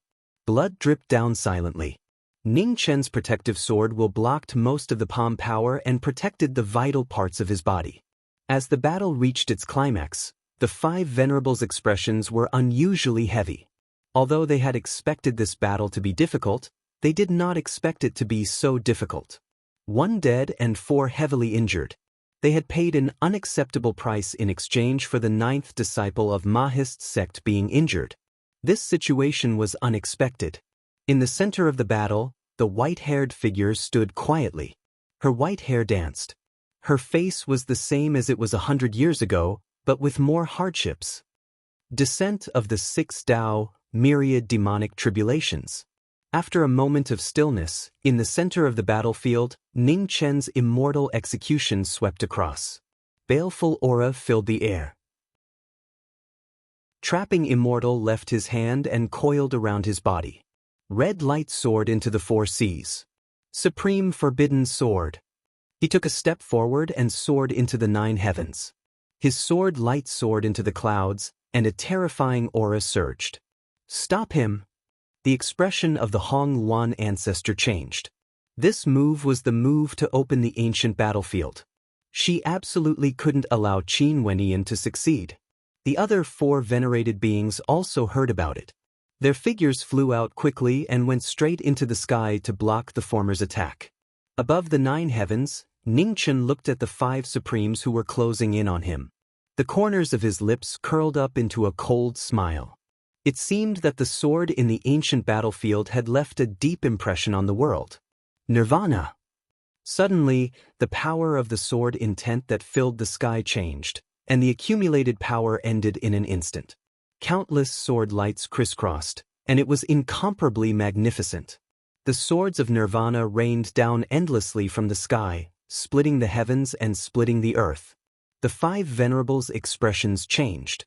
It was already too late for them to counterattack. They used all of their strength to protect their vitals as they forcefully withstood the sword light that filled the sky. Bang! Blood splattered everywhere. The 5 venerated beings crashed onto the ground. Sword chi filled the air. Ning Chen's figure slowly descended. Looking at the heavily injured venerated beings, he didn't say anything and walked forward step by step.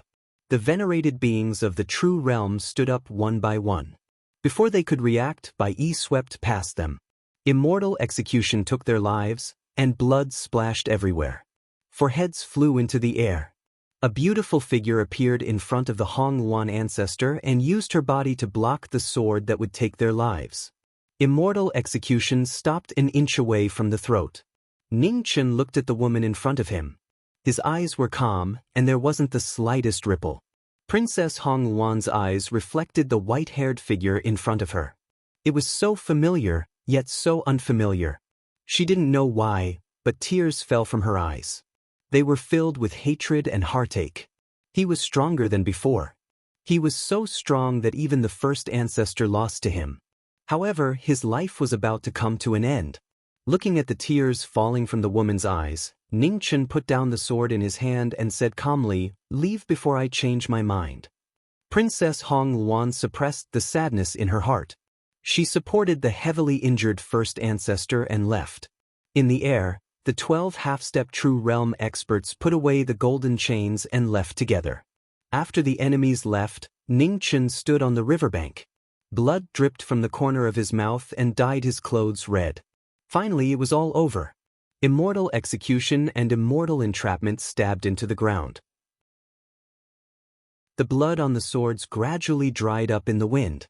100 years, a long 100 years. He was tired of walking and killing. If there was an afterlife, he would rather be ordinary.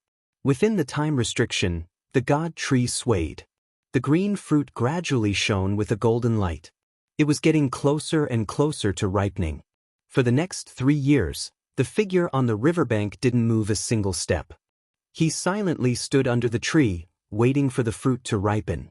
After 100 years, the golden era officially arrived. Geniuses of the various domains emerged one after another. Geniuses continuously entered the corporeal realm, and some even entered the true realm. In the Dawn Moon Tavern, the Dawn Moon Tavern Master, who hadn't come out for 100 years, gradually became calmer and calmer. Gradually, she completely restrained her aura, but her true cultivation became more and more terrifying and unpredictable. On the Shinji Peak, Shinji stood on the peak all day long, watching the changes in the world. He also didn't leave half a step. In the red Phoenix star zone, in the endless white mist, the river of stars shone brightly. Within the river of stars, a huge black whirlpool spun. 100 years ago, the Queen Mother of the West used the final power of the Wang hairpin to bury her. The terrifying aura became clearer and clearer, making people shudder. Suddenly, in the depths of the star zone, a celestial sound was heard. 3 dragon corpses pulled a celestial palanquin and quickly left. No one knew where they came from or where they went. Divine treasures kept appearing in the various star zones. The remains of the ancient era gradually appeared in the human world. Battles broke out frequently. The chaotic world would never be peaceful again. While the world was in chaos, the riverbank of Mishui was still terrifyingly calm. Apart from the sound of the cold wind, no other sounds could be heard. After the last battle, no one came to the riverbank of Mishui anymore. The knowing destiny with 2 deity swords in hand and the support of 10,000 miles of earth chi turned Mishui completely into a forbidden area. 100 years had passed. The knowing destiny had reached the end of his lifespan. He looked at the divine tree in front of him with exhausted eyes.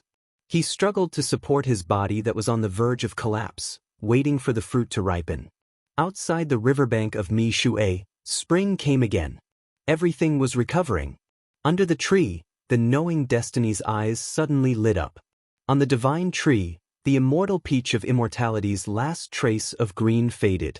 Golden light rose and red light shone. A powerful vitality that shook the world erupted. The 2 divine prohibitions around it dissipated instantly. When the immortal peach of immortality ripened, the aura of vitality spread. The dead Mishui River was instantly purified. The withered trees came back to life. The vermilion of the lake faded and returned to its original state.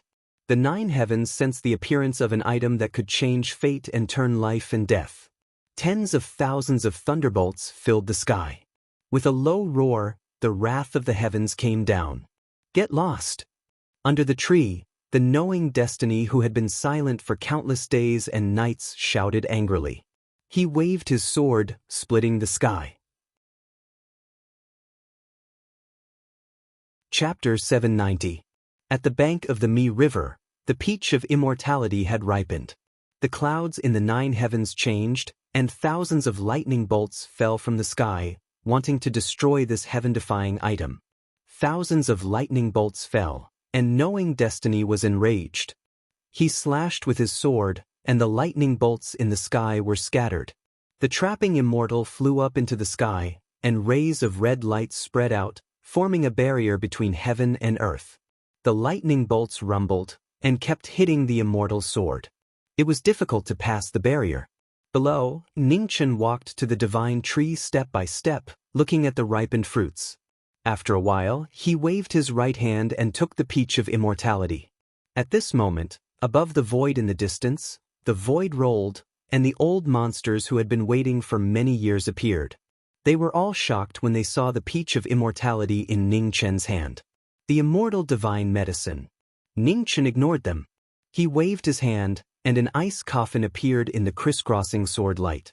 Inside the coffin, The woman who had been sleeping for 100 years seemed to be sleeping peacefully. "Stop him!" Seeing this, the old monsters immediately realized what Ning Chen was going to do. Their expressions changed, and they all rushed forward. Dozens of figures of the virtual realm, corporeal realm, and even the true realm, each more powerful than the last. They were old monsters who had been sleeping for countless years, just waiting for the opportunity to live forever. Now that they had appeared, they rushed over recklessly. Ning Chen ignored them and walked to the ice coffin with the fruit of the immortal divine tree.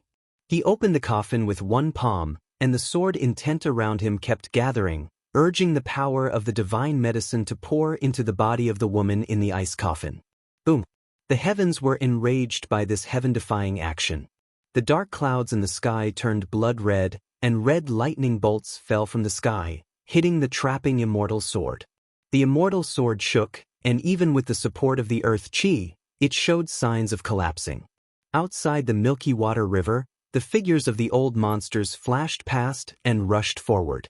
All of a sudden, from the ground, strange rays of light rose up. The yellow spring seal was activated, completely sealing off the area around the Mi Shui River. "Break it!" Without hesitation, the old monsters channeled their true origin to the limit and attacked the yellow spring forbidden ground together. The majestic power hit the divine forbidden ground, and in an earth-shattering tremor, the yellow spring shook and the seals shattered, showing signs of collapse. In the instant that the yellow springs were about to disperse, space-time began to twist and distort. Time appeared, instantly devouring the shock waves of the collision. Two great divine restrictions appeared at the same time, blocking the attacks of the supreme beings. Heaven and earth rumbled, immortal swords rose and fell, resisting the fury of the heavens. Under the flat peach tree, it was peaceful. The white-haired man used his sword will to refine the power of the immortal divine herb and slowly infused it into the body of the woman in the coffin. After a few breaths of time, the divine herb in Ning Chen's hand dissipated bit by bit and completely merged with the ghost woman's body.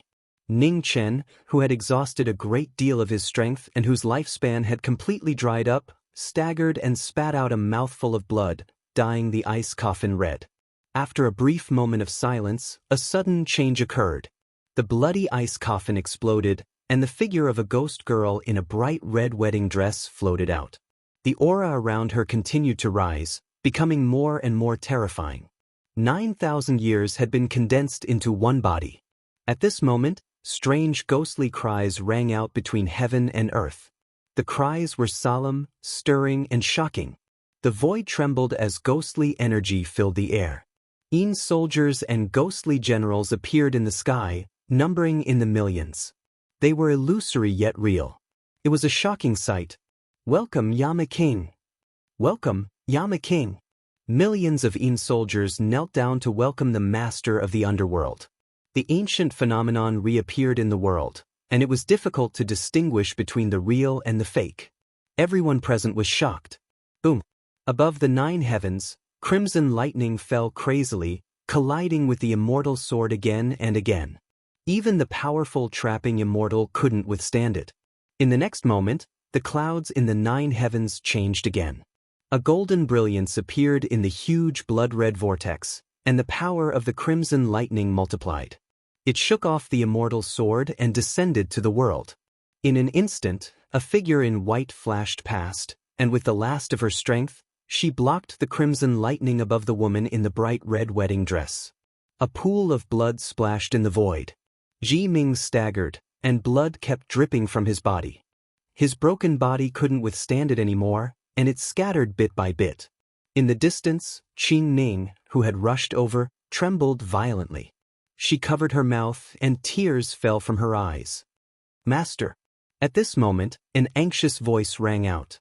Aina returned, and seeing the scene in front of her, she quickly rushed forward. "Don't go over!" Qing Ning grabbed the former and shook her head with tears on her face. This was his last wish, and they couldn't drag him down anymore. On the Mi River, thunder rumbled and ghosts sang.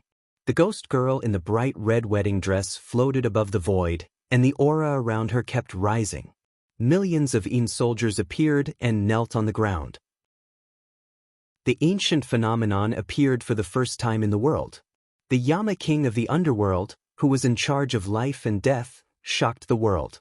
In the next moment, the ghost girl's eyelids moved slightly, and her bright red wedding dress instantly turned into white armor. A terrifying aura swept out rapidly. Did it succeed? In the distance, Qin Ning looked at the figure standing in the void and murmured. The appearance of the Yama king shocked the world, and the ghosts sang even more deafening. The ghost chi in the air could be seen for thousands of miles. Welcome, Yama king. Welcome, Yama king. No one knew if it was real or a reflection of the ancient times, but millions of Yin soldiers kowtowed, welcoming the return of the Yama king. Life and death were about to be reversed. At the most critical moment, in the 9 heavens, day and night suddenly reversed. The sun and the moon were in the sky, and the pure heavenly light fell from the sky. In the blink of an eye, the Yin soldiers in the sky disappeared quickly, and the aura around the ghost girl showed signs of fading. Not far away, knowing Destiny, whose body was about to fall apart, saw this and shouted.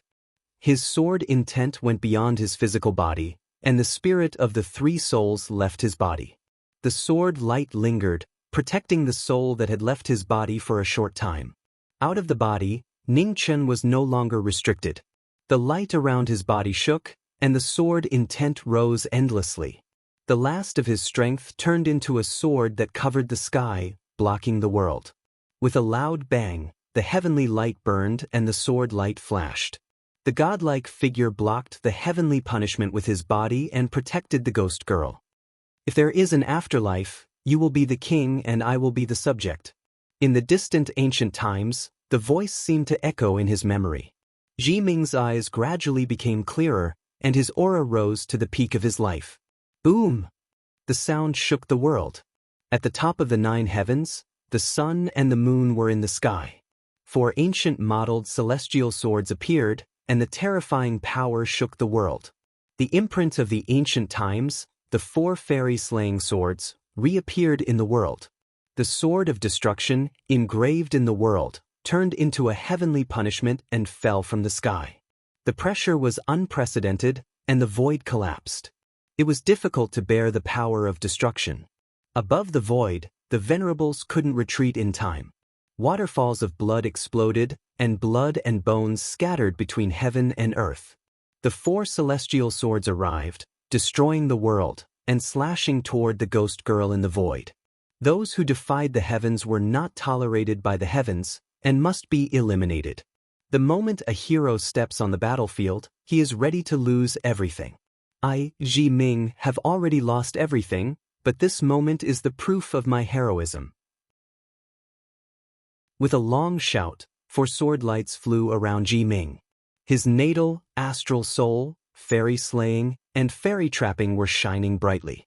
He and the sword merged together and faced the 4 fairy slaying swords. You're tuning in to the Passion Pages YouTube channel. We're so grateful for your support, and don't forget to subscribe to join us on this incredible journey through captivating stories. Your generosity through donations truly makes a world of difference, as it's the primary source of revenue that allows me to expand and enhance this channel for you. Thank you from the bottom of my heart for being a part of this adventure.